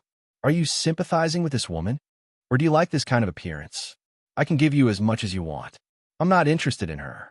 But I know, once you kill her, you can never come back. What's wrong with me now? The young pope narrowed his eyes. Cain said in a low voice, You've used infinite essence. You've given up on your persistence. Elohim, have you forgotten how much pain you've suffered in order to deny infinite essence? Yes, I've suffered a lot.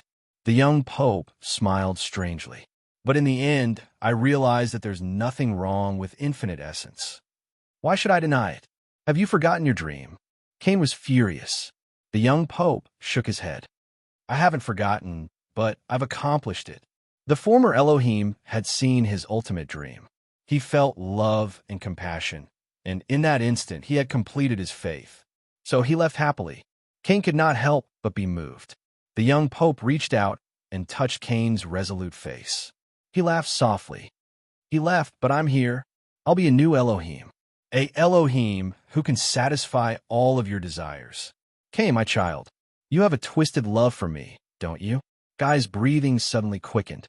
The young pope's smile became more and more demonic. His eyes were as bright as the stars. Since you were 10 years old, you've been torturing yourself madly. You've been using training methods that other mixed bloods do not dare to use 10 times, 20 times. Why? Cain's lips trembled. The strongest mixed blood actually showed an unprecedented panic at this moment. In order to suppress that twisted and perverted love in your heart. Poof! The strongest mixed blood fell to the ground instantly. At this moment, the young pope gently cupped his face. In Cain's eyes, those young and lustrous lips were like blooming roses, slowly approaching him. I give you my love. Father, the rose had thorns. Its fangs gently pierced Cain's body and devoured all the nutrients in a frenzy, until the strongest life was completely lost. There were only a few gazes of disbelief left. They could not think as they watched the scene unfold. Cain, the strongest mixed blood, fell just like that. Cain. Nero's face showed a hint of pain. He was also one of the mixed bloods. They received training together and successfully walked out of the hellish training room in the same batch. The difference was that he was taken away by Isabel, while Cain followed the new pope, Elohim. Their paths had unknowingly become completely different. He saw the strange smile on Cain's face before he died. He could not help but look at Isabel. He did not know if he would be the same as Cain when he died in Isabel's hands one day. At this moment, the young pope gently wiped the blood from the corner of his mouth. He opened his hands, raised his head, and closed his eyes. As if he was feeling his new life, he slowly turned and jumped. "Ah, it's so wonderful.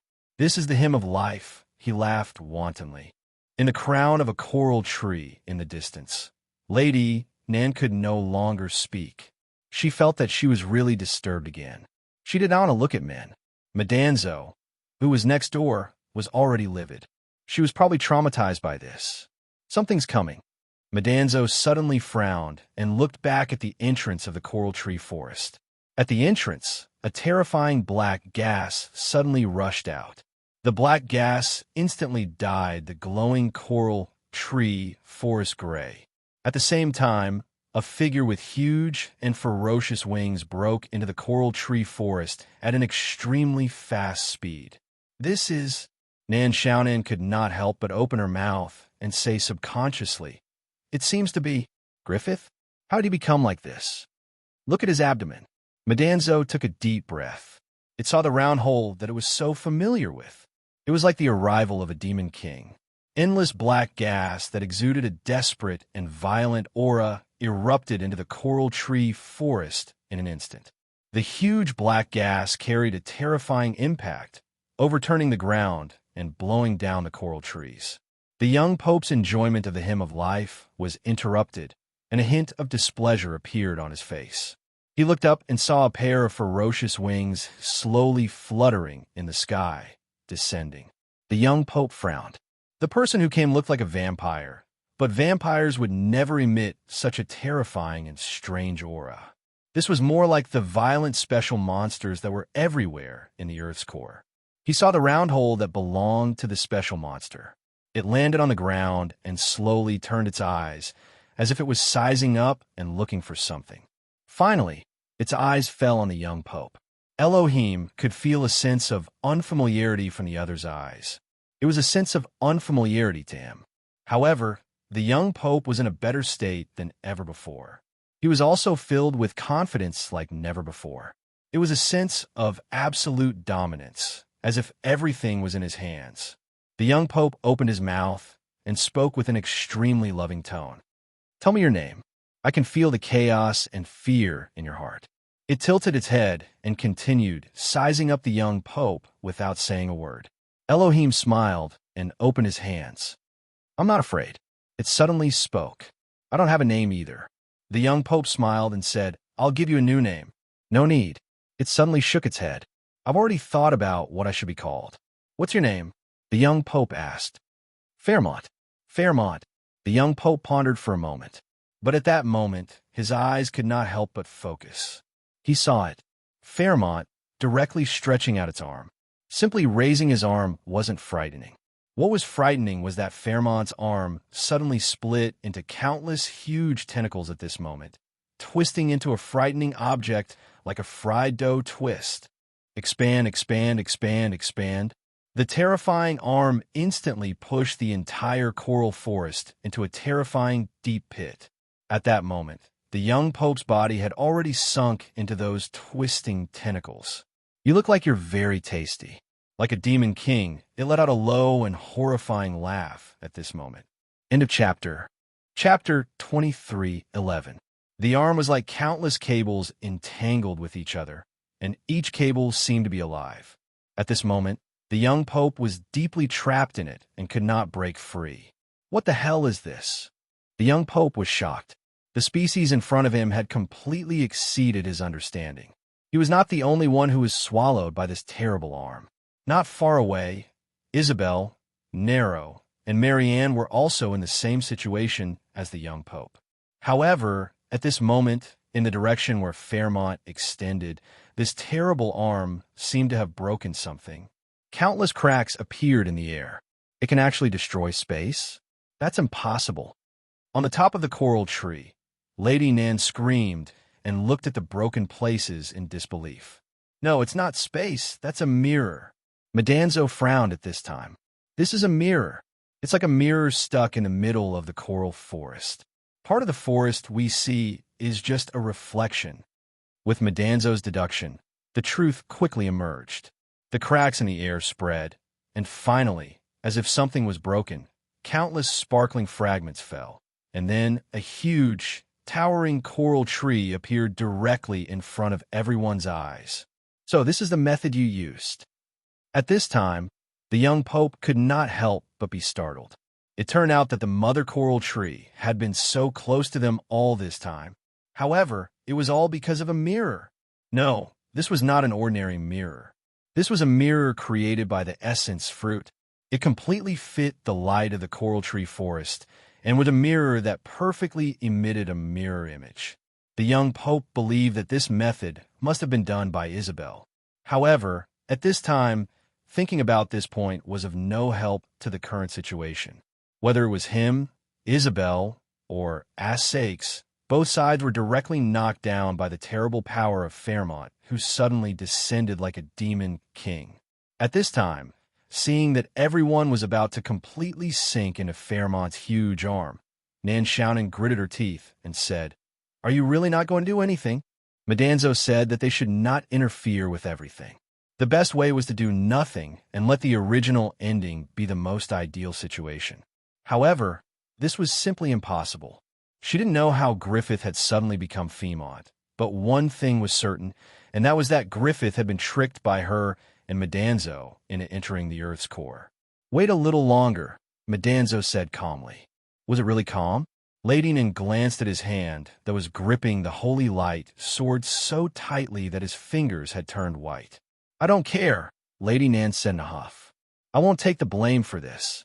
Because the mirror image was broken and the mother coral tree reappeared, it immediately attracted Fairmont's attention.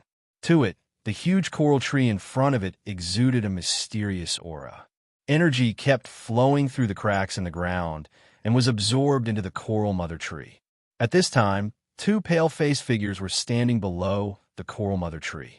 Kay Lily and the owner of the dungeon in the city of God's protection, Alan. These two people never appeared when they were fighting against Cain and the Pope, but they were hiding behind the mirror images. This was a form of protection for Kay, Lily, and Alan. However, Cain fell and left the scene in an unexpected way, but Fairmont also appeared and entered the scene in an unexpected way.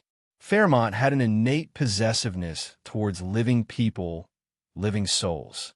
At this time, it had already discovered Kay, Lily, and Alan under the tree, and it stretched out its other arm. Mr. Allen had already seen how terrifying the arm of this devil-like fellow was when he was hiding behind the mirror image. When the arm rushed over, Allen almost didn't think and pushed Kay, Lily, aside. However, two tentacles suddenly shot out from the huge arm that flew past and directly rolled towards Kay, Lily, and Alan, grabbing both of them at the same time. Oh no! The two of them struggled in fear. But it was useless. The tentacles had already pulled them into the arm, and it was the end of Isabel and the others. In a moment of desperation, a figure quickly appeared. Like a big bird, it flashed past Lily and Alan's eyes. The two of them only felt that the tentacles that were wrapped around them seemed to have been cut by something. Their bodies loosened and naturally fell down. The big bird-like figure quickly circled in the sky and swooped down again, catching Kay, Lily, and Alan, and then rushed into the sky again. "Boss! Lord Earl!" The big bird-like figure was Rose Countess Sakes, who had a pair of broken bat wings and a miserable face.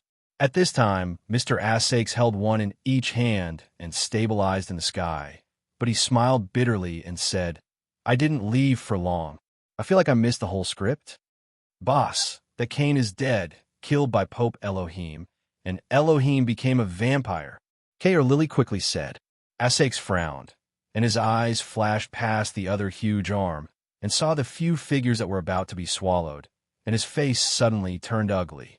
But when he saw the source of the arm, the moment he saw Fairmont, he was even more shocked. "Griffith? You didn't die?" When Essex appeared, Fairmont already knew. At this time, it looked at Essex as if it was thinking about something. "Rose Countess, I won't kill you. Don't worry. I still need you to help me open the door to another world."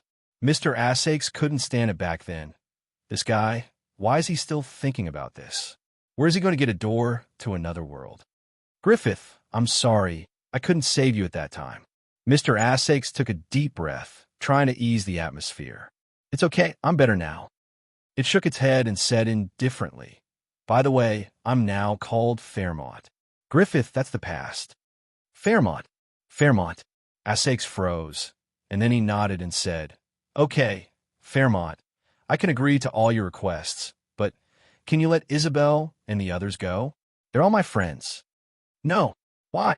"My body tells me that I need to eat them," Fairmont said slowly, "but don't worry, I'll restrain my appetite for you for now. This guy is abnormal.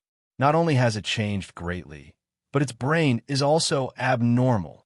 Right at this moment, there was indeed an earthquake coming from outside the coral thicket. The entrance to the coral thicket in the Grand Canyon seemed to have been smashed apart by something. Roar dash! With a loud roar, a chimpanzee-like creature that was over 30 meters tall, covered in black fur, covered in iron armor, and with two giant horns on its head, rushed into the cave. Behind this huge black gorilla, there were countless strange creatures following closely behind it. Among these creatures, Clearly even saw the wolf-type monsters that had attacked them in the beginning. "Sir, what's this?" Essex smiled bitterly and said, "They're all coming for me, what?" Mr. Allen exclaimed in surprise. Essex felt a headache coming on. He and Griffith, who was now Fairmont, went to the nest of the giant lizards with the intention of attracting all the giant lizards to deal with Kane, but he didn't expect that Griffith would be buried in the crater. Essex didn't lose heart. Instead, he cheered up. Without the giant lizards in the crater, there were still many dangerous creatures in the Earth's core. He made up his mind and started to provoke the strange creatures in the Earth's core as if he didn't care about his life. Originally, he only planned to get a few dozen or 100 of them to create chaos so that he could save people. However, he didn't expect that after he accidentally threw the black gorilla, the gorilla would raise its head and roar a few times, attracting almost all the strange creatures in the vicinity. The black gorilla seemed to have gone berserk and chased after him all the way. Right at this moment, the black gorilla that was still outside the coral forest suddenly jumped into the center of the forest. At this moment, this black gorilla didn't care about Arthashis. Instead, it was madly pounding its chest towards Fairmont, letting out waves of furious roars. After roaring, the black gorilla put its hands together and pounded at Fairmont. Fairmont frowned, retracted an arm that had turned into a huge tentacle, and blocked the gorilla's hanging fist. Fairmont's body instantly sank, and the ground cracked crazily. It was actually directly hammered into the ground by the black gorilla. The huge arm that swallowed Isabel and the others instantly lost its vitality. A long tentacle that spanned the entire forest fell to the ground, motionless. This black gorilla was too careless. Roar! The black gorilla pounded its chest again and roared at the sky. The strange creatures that had rushed into the forest became manic and trampled on this strange coral forest wantonly. At this moment, Lady Nan and Madanzo could no longer hide in the coral treetop. Madanzo gritted her teeth and plucked a few all-essence fruits from the branches of the treetop to create 2 jet backpacks. She carried one and threw the other to Nan Xiaonan. The two instantly activated the jet backpacks and rushed into the air. They looked down and saw that the entire coral forest had been swept into dust as if it had fallen. At this moment, black tentacles, like rapidly growing tree trunks, broke out of the ground and rushed into the sky. These tentacles rolled up the strange creatures in the forest and dragged them into the ground. Even the extremely careless black gorilla was completely entangled by dozens of huge tentacles. The black gorilla struggled crazily as if it had gone mad. At this moment, a black shadow slowly rose from the big pit it had punched out. It was Fairmont. At this moment, Fairmont's lower body was like a tree trunk spiraling into the ground. The thick roots were contracting and expanding, and nutrient-like bulges quickly flowed into Fairmont's body. At the same time, the strange creatures rolled up by the black tentacles were rapidly dying, being devoured. Roar! The black gorilla wasn't willing to be swallowed just like that. Its wild nature was activated to the extreme. Under the entanglement of dozens of huge tentacles, it forcibly stretched out its arms. Its huge palms directly grabbed Fairmont at this time, as if it wanted to directly incapacitate Fairmont. Fairmont wasn't afraid at all. The black gorilla's body was being rapidly absorbed by the tentacles. The black gorilla's strength was decreasing rapidly. No matter how unwilling you are, you'll become a part of me eventually. Fairmont said in a low voice, "Become a part of me. Become my strength. Together with me, we will create a brand new country." Roar! The unyielding roar sounded again. However, a tentacle like a huge spear instantly rushed out from the ground and pierced the black gorilla's body. The devouring speed of the black gorilla was even faster. Fairmont enjoyed the feeling of his strength increasing again. "I'm sorry I couldn't save you last time." A voice with a heavy heart suddenly sounded behind Fairmont. "I have to kill you now. I'm sorry again." It was Asash's voice. A long sword. Countess Rose flew over at high speed and stabbed the back of Fairmont's head with all her strength. But the moment the long sword stabbed the back of Fairmont's head, it shattered. Arthashes felt a chill in his heart. This guy's body was actually this tough? This sword was already the strongest alloy material created with 10,000 elements in his knowledge. The moment the long sword shattered, Fairmont suddenly struggled and broke free from the black gorilla's palm. Then he waved his arm and swept Asakes down. The moment he landed, a deep pit of several meters was blasted out. In the deep pit, as a superior vampire, Asash's bones were shattered, his blood vessels burst, and he no longer had any strength. Fairmont's body began to extend. His lower body was still planted in the ground, but his upper body was already in front of Asakes. "It doesn't matter if you don't want to cooperate with me. As long as I eat you, I can get everything from you." Fairmont slowly stretched out his hand. "You can also become a part of me, Asakes." Looking at the slowly extended arm, Asakes lifted his finger with difficulty, but immediately fell down. At this time, he didn't even have the strength to lift his finger. "Don't get close to my boss."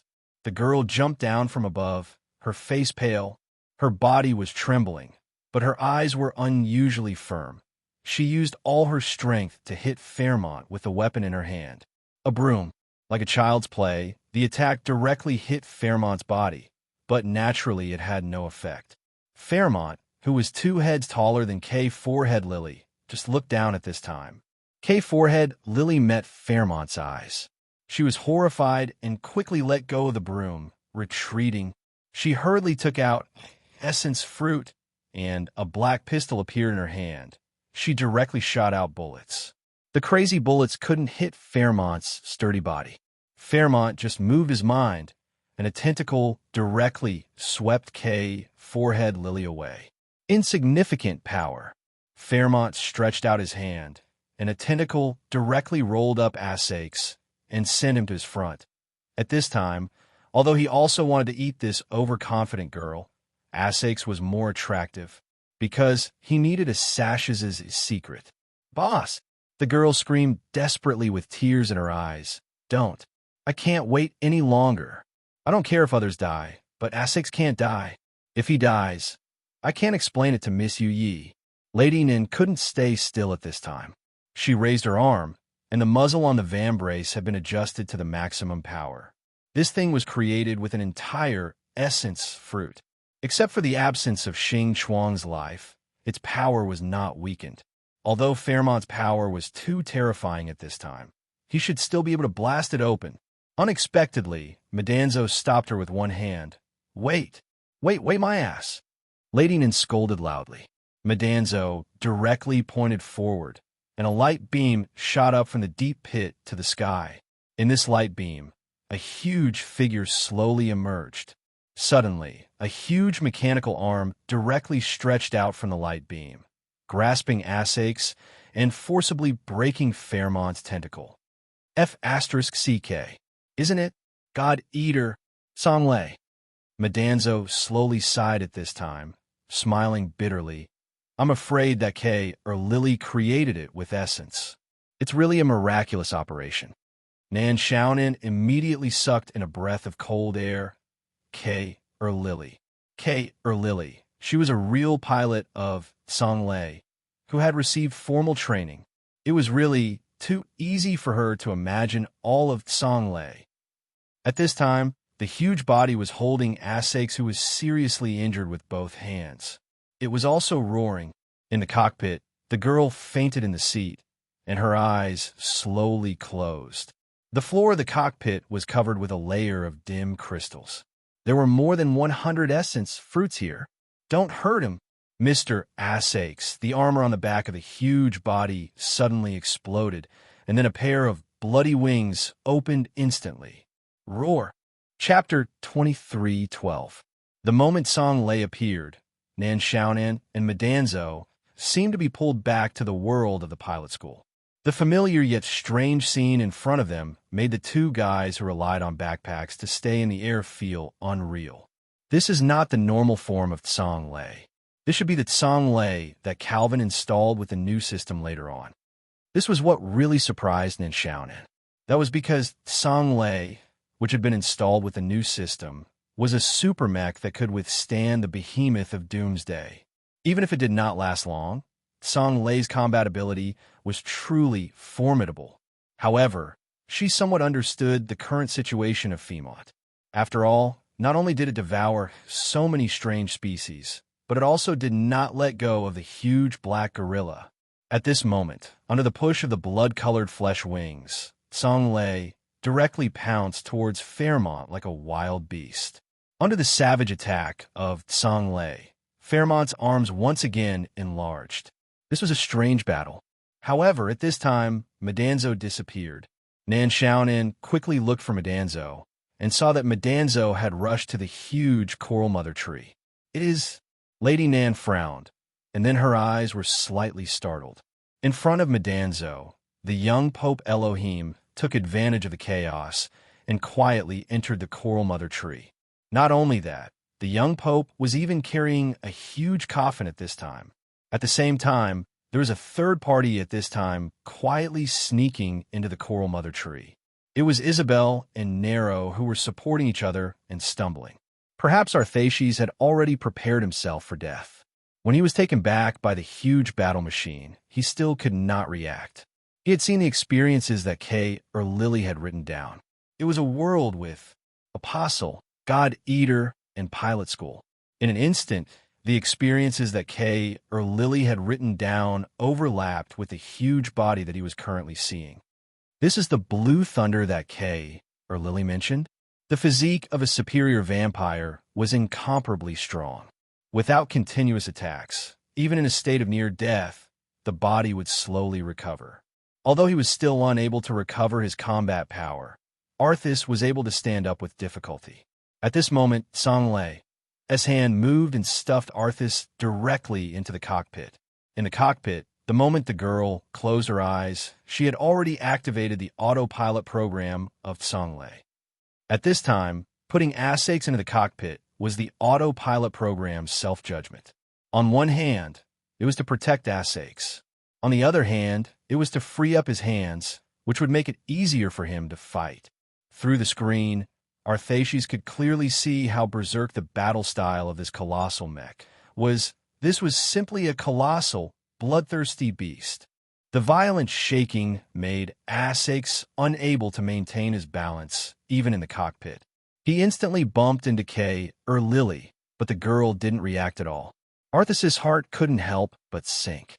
He stepped forward, and with a vampire's keen perception of life, he could clearly feel that the body in front of him, which should have been full of vitality, was slowly dying. The bottom of the cockpit was densely covered with a layer of myriad element fruits that had been depleted of energy. In an instant, Asak's knew how Songlei appeared. No, it shouldn't be like this. Asak's subconsciously hugged Lily's body and lost his mind. This is wrong. I won't let you die. Since the girl was born, she had always been in his eyes. He watched her grow up little by little. The relationship between the two was not blood relatives, but it was far beyond that. I'm sorry. Asash's face was pale. He knew he couldn't hesitate. Hesitation would only cause the life in his arms to be completely exhausted in the next moment. The blood-sucking fangs instantly pierced the girl's neck. He didn't know if giving the girl blood at this time could save her. The all-essence fruit devoured the spirit and will, and the power of blood could only revive the dying body. He could only gamble. It was like a blank world. There was nothing, just like a piece of white paper. Suddenly, there were a few simple lines on the white paper, outlining a simple figure. It was a figure sitting on the ground dejectedly. A few wisps of lines were faintly discernible, like a primitive two-dimensional painting. Asak's, at the beginning, the same simple lines slowly formed another plain figure, slowly walking towards him. Asak's, she called his name. He tried hard to see clearly, but the paper-like time began to wrinkle at this moment, and a powerful force threw his body away. The calls became more and more distant. In the end, he tried hard to see her clearly, until the paper-like painting world suddenly broke. He woke up in the endless darkness. Sage, boss, boss. Suddenly, the girl's voice woke him up. Asak's suddenly quivered, and Forehead Lily's familiar face came into his sight. She woke up. At the same time, a weak warmth slowly flowed in the holy glory on his body. At this time, Asak's was surprised to find that the whole cockpit was filled with a strange light. It's Songlei, Forehead Lily said quickly. I think we've reached the unprecedented synchronization rate of Songlei. I've driven Songlei before, but I've never achieved such a synchronization rate. Synchronization rate? 500%. No one has ever achieved it. Asak's didn't understand the meaning, but Forehead Lily didn't give him more time to digest. Instead, she took a deep breath. Mr. Asak's, hold me tight. I'm going. However, there was only a small space in the cockpit, so the girl had no choice but to lean forward, bending down as if she was riding a motorcycle. Asak's instantly sat behind the girl. In his opinion, this was a terrible posture. Asak's, who had been Rose Countess for more than 10 years, couldn't help but gulp. Then, a terrifying acceleration made Asash's body stick to the seat instantly. He looked at the 180-degree view of the screen, and the sky of the Earth's core appeared in front of him. The girl riding in front of him seemed to have a pair of white wings on her back. Light. Fly. Forehead Lily. Flying in the sky, the blood-red wings of the huge blue machine instantly turned into a dazzling light. It had turned into a pair of pure white wings. The light pierced through the darkness. In the darkness, Fairmont's body seemed to be burned by flames. Its body kept shaking, as if it was longing for something. Giant lizards, gorillas, all the species in the Earth's core. It wanted to devour Rose Countess and the girl, but now, in the light, it seemed to have something it instinctively wanted. So beautiful. This world was too bad. Resources were exhausted, monsters were rampant, and the nightmarish vampires once again swept the Earth. In the end, humans could only be trapped in a small Pure Land. However, even in the last Pure Land, class, exploitation, and desire still existed. It was even more serious than on the Earth. Those were some people who had completely lost their faith. The human elites on Laputa had even lost the courage to take back the Earth. They wanted to change the situation. Humans needed salvation. Any great idea couldn't appear in an instant. The birth of a great belief required the most thorough understanding of oneself. The negation of infinite element was merely a product of Elohim's self-belief process, and he did it. Under the illumination of the light of penance, Elohim finally saw the ideal and perfect light of faith. It was so perfect that the moment he felt the light of faith, Elohim's spirit directly surpassed his original self, to the point that his original self could no longer contain the spirit that had completed its sublimation. I don't need this completely idealized version of myself. The young pope's gaze was unbridled and evil. He felt that only now did life have meaning. Without all restraints, he was free. Fairmont, who descended like a demon, was nothing. That terrifying battle machine was nothing. As long as he could obtain the mature mother, or he would have the ability to rebuild the world. Before Elohim completed his sublimation, he wanted to obtain the mother, or by completely negating the mother, or he wanted to negate all of the infinite element, S abilities, and return the world's origin that was absorbed by the mother, or to the world. But now, the young pope wanted to do the exact opposite. He acknowledged the mother, or S ability. He wanted to use the mother, or to create a new world that completely met his needs. The interior of the mother coral tree was spacious, but it wasn't endless. The young pope had already arrived at the core of the mother tree. Here, the energy that flowed from the earth turned into a pure, blue pool. The cold blue light reflected in the surroundings. In the center of the pool, there was a huge flower that was about to bloom. There was a huge piece of crystal embedded in it. The young pope's eyes flashed with a hint of fanaticism. He let out a strange laugh and actually pushed the coffin directly into the pool. Soon, it will be done very soon. All of a sudden, the sound of a gunshot rang out. The bullet directly struck the young pope's palm, forcibly breaking off 2 of his fingers. The young pope screamed in agony. The power of the mithril began to madly corrode his newly reborn body as a vampire. He wasn't Cain. He didn't have Cain's terrifying perception of mithril, which was formed through years of training. Only 2 of his fingers were broken, but his entire palm had already begun to burn. In the blink of an eye, his palm was gone. He had no choice but to pull out his wrist directly. Another miserable scream rang out.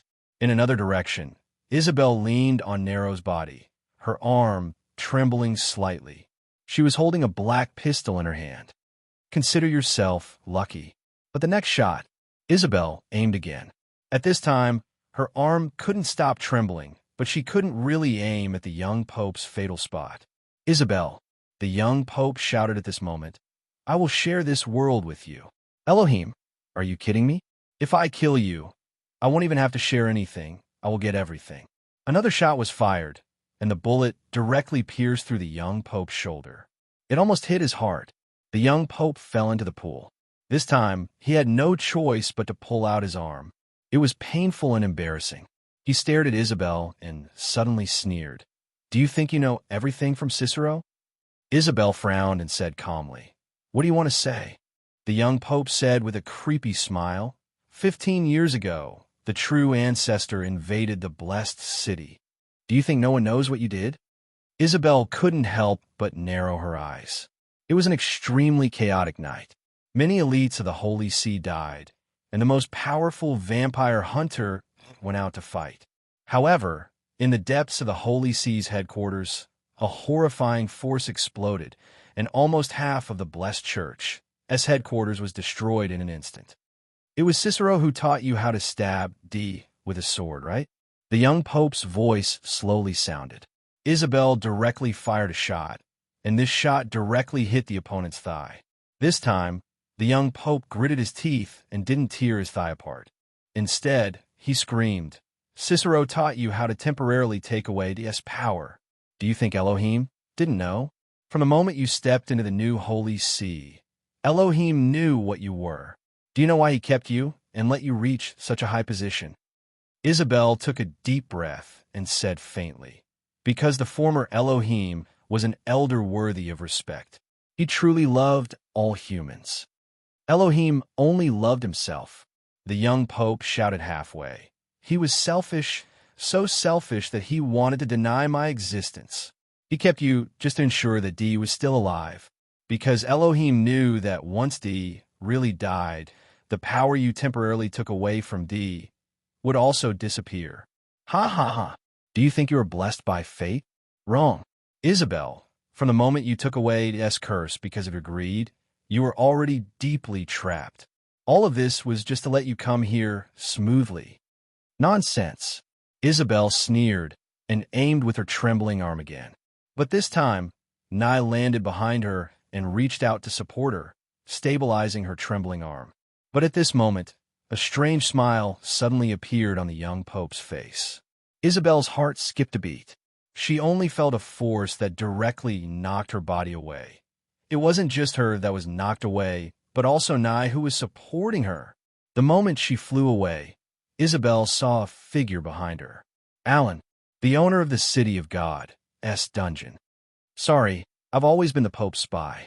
The moment Isabel fell into the pool, the whole pool instantly exploded with a dazzling light.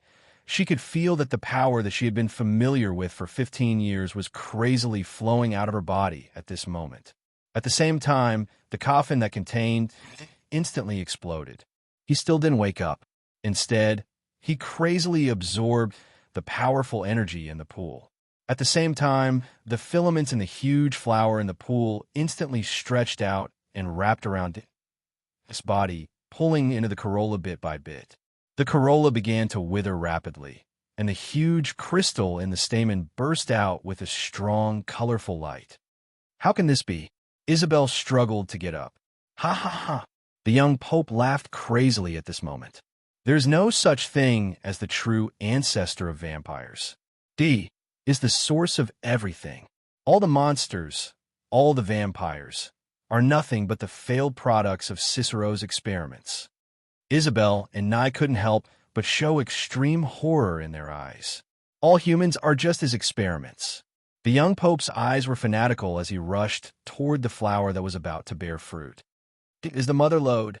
With the young Pope's fanatical words, the body of the entangled by the filaments began to melt, turning into bright red blood that flowed into the huge crystal that was about to mature. It was like a heart that was about to recover, flashing and quickly absorbing the blood. Enough! At this moment, the young Pope suddenly exploded and knocked the D out of the crystal. He himself was crazily hugging the huge crystal. D's body fell into the pool and was instantly petrified. Let me become one with you. Become the true creator. There were two pairs of eyes hidden in the dark. Madanzo was shocked, but Lady Nan was stunned. In the many page worlds that she had experienced, Boss, as the only male protagonist, should be the center of the entire page world. But here, he seemed to be just a simple tool. The Boss could tolerate it, but could Book of Gaia tolerate it? This isn't the diary of the Boss's sister. Could it be that there's a plot where love turns into hate that I haven't experienced yet? At this moment, her arm suddenly lifted out of her control, and a red light shot out quickly toward the mother lode that was about to be completed. It was Madanzo. At this moment, he was grabbing her arm. A bright red light beam blasted in front of the crystal, instantly destroying half of the young Pope's body. He couldn't hug the crystal, and the remaining half of his body fell into the pool. At this moment, his eyes were filled with disbelief, as if he had lost his mind. No! At this moment, Madanzo rushed toward the crystal with the holy light sword in her hand and slashed down. End of this chapter. Chapter 23:13. It was like the eruption of a singularity. When the sword of holy light slashed the crystal, a ray of light burst the entire coral mother tree from the inside out. The terrifying energy flowed backward from the giant flower that nurtured the mother lode. The energy that was crazily absorbed from the earth and the energy that flowed backward from the giant flower collided with each other like two floods.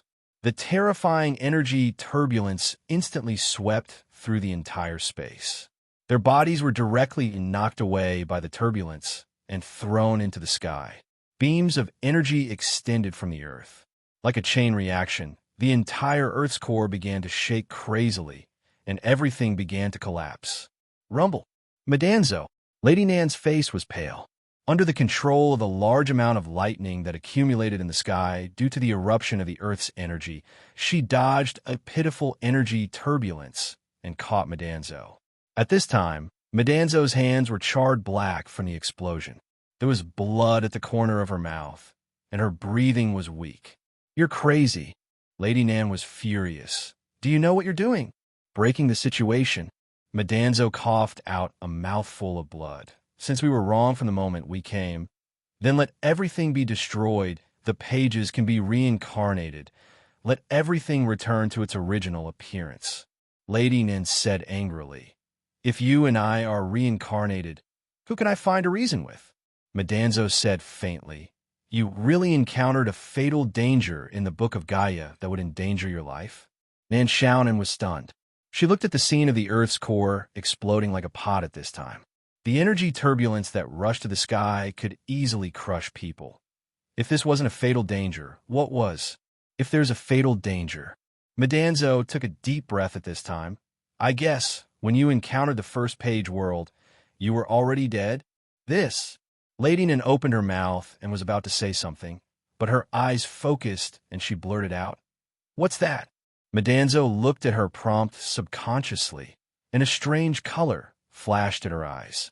She murmured, "Angel." In the energy beams that rushed to the sky, Songlei, whose synchronization rate had reached 500%, was crazily beating Fairmont, who was like a demon king. They seemed to be the two sides of the same coin. The collision of the holy light and the demon energy. Songlei, his iron fist broke Fairmont's body again and again. However, it couldn't give Fairmont a fatal blow. Every time Fairmont's body shattered, its shattered body would instantly wrap around a small round hole and recover. Suddenly, Fairmont's body exploded once again. However, this time, Fairmont didn't regenerate quickly. Its broken body tissues turned into a black mass in an instant and directly wrapped around Songlei. The situation was too sudden. Songlei was like a lump of black mud that was pinched and instantly fell from the sky. Two screams came from inside Songlei at this time. It was the screams of Kay, Air Lily, and Asakes. Lady Nan couldn't help but feel numb. When did Asakes come in again? I deserve to work overtime? Is the work of Onyx Soul so difficult? She had been traveling alone in the crack of the previous dimension. Although there were dangers, it was also so tiring. Okay? She took a deep breath and quickly suppressed the negative emotions in her heart. She glanced at Madanzo coldly and suddenly said, "I helped you to meet Elohim. Now it's your turn to help me." Madanzo, it didn't meet Elohim by itself. What did it have to do with this? Besides, it didn't have time to meet Elohim. The younger Elohim was not the one it really wanted to meet. Besides, it had not had time to say a word to the young Elohim. "I don't care. I don't want to listen. What do you want to do?" Madanzo was silent for a while. Lady Nan pulled it and directly swooped down. In an instant, they flew into a patch of coral trees that were still tenaciously surviving. "Rush in, rush out." At this time, Nan Xiaonan's arms had a lot of essence fruits. "Senior, come on." Lady Nan took a deep breath. "There's nothing that one Songlei can't solve. If there is, then two." In an instant, Madanzo understood Nan Xiaonan's plan. Kay Air Lily could create Songlei, because Kay Air Lily was the pilot of Songlei. But so was Nan Xiaonan, and this woman even secretly created Songlei in the last page world. Perhaps she had a deeper understanding of Songlei than Kay Air Lily. "You should be able to do it yourself. What can I help you with?" Madanzo frowned.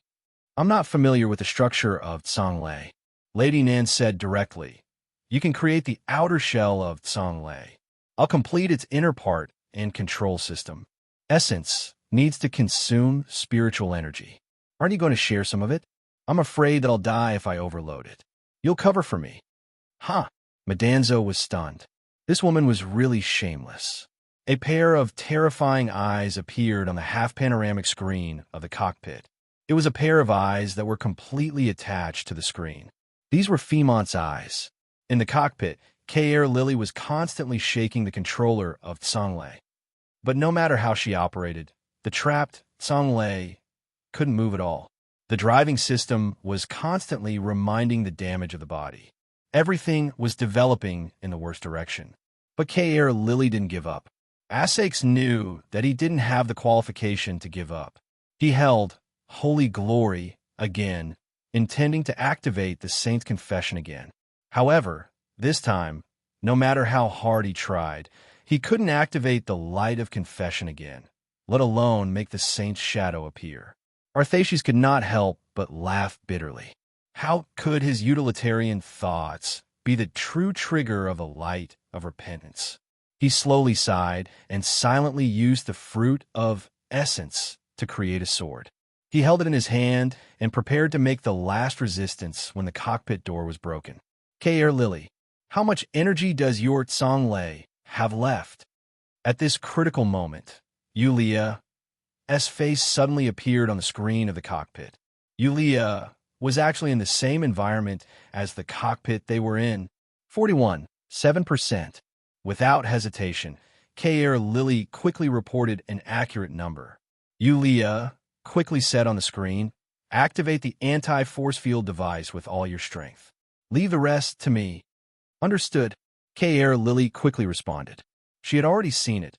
She had seen the other blue thunder. The difference was that the second Tsonglei was in the berserk state under the new system, spreading out its bloody wings. "Come on!" Tsonglei, with bloody wings, swooped down from the sky. As it stretched out its arm, a strange force field instantly spread out.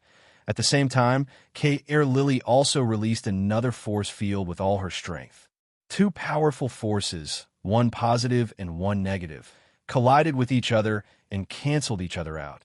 And in this mutual cancellation, Fairmont, which had turned into dark matter, seemed to be boiling at this time.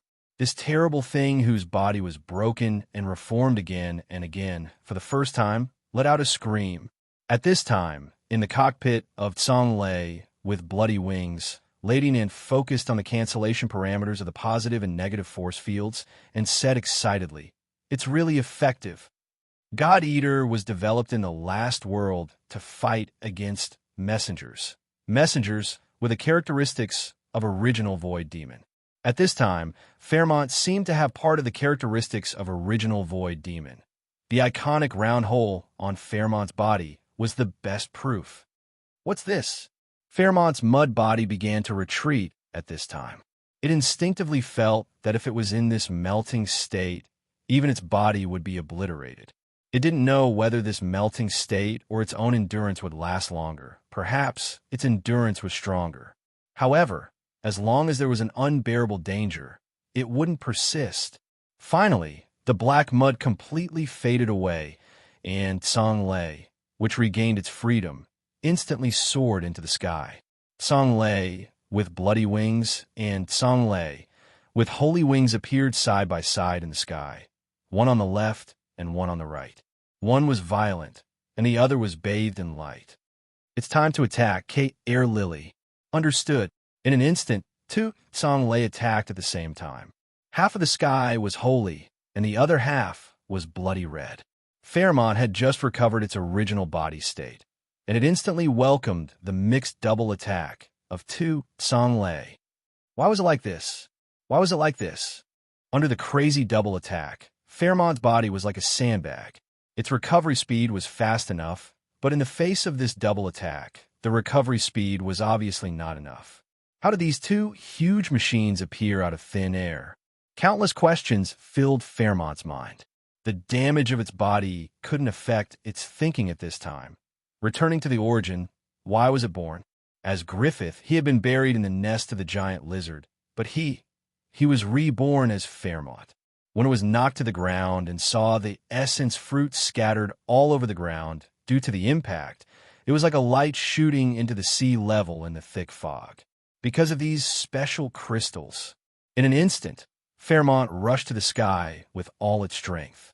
Countless huge tentacles shot out from the ground and completely detonated the energy light beam on the ground that had long been chaotic. The mixed double attack of two Tsonglei was interrupted in an instant. Fairmont didn't take the initiative to attack at this time. It just stayed in the sky calmly, looking at the two Tsonglei or looking at the people in the Tsonglei's cockpit. Suddenly, something flew out from the ground and directly fell into Fairmont's palm. An essence fruit. In the cockpit, Mr. Asakes couldn't help but tremble. He never told Griffith about the essence. However, at this time, not good. Does it know? Just as Fairmont grabbed the first essence fruit, the essence fruits on the ground flew toward Fairmont like meteors. In the blink of an eye, countless essence fruit crystals gathered around Fairmont. Crystals twined around Fairmont's body like a star ring. What is it doing? Lady Nan was shocked at this time.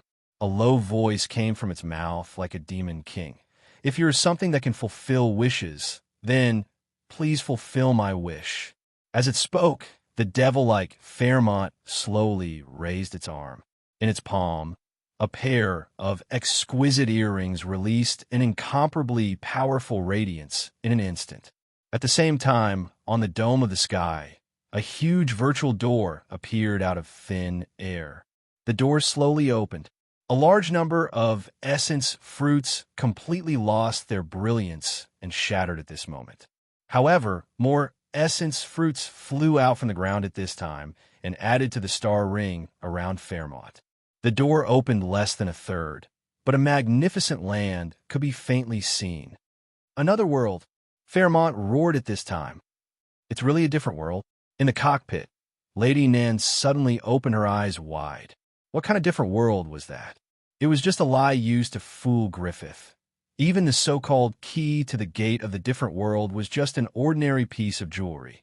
This jewelry was given to her by the Dungeon Master Allen when she participated in the castle selection. It was used to wear her body. I didn't expect that a lie actually came true. Nan Shannon instantly sat down and felt a headache. Her lie made Griffith deeply believe in the existence of the otherworld Pure Land. Then, he, who had turned into Fairmont, actually created an otherworld by relying on the myriad element as characteristics and using the myriad element fruit at a crazy rate. No wonder the boss said that Griffith would find the different world. Nan Shannon suddenly trembled. It turned out that the boss had already given her a hint, but it was realized in this way. A brand new world. Fairmont laughed crazily at this moment. The star rings around it all exploded at this time, and a huge light beam directly entered the illusory world through the gate of the different world. Then, this terrible demon rushed directly to the gate in the sky, like a moth to a flame, regardless of everything. I'm coming. Finally, it disappeared in the illusory gate of the gate.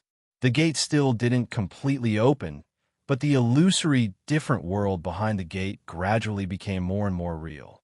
On the ground, the two Blue Thunder were motionless.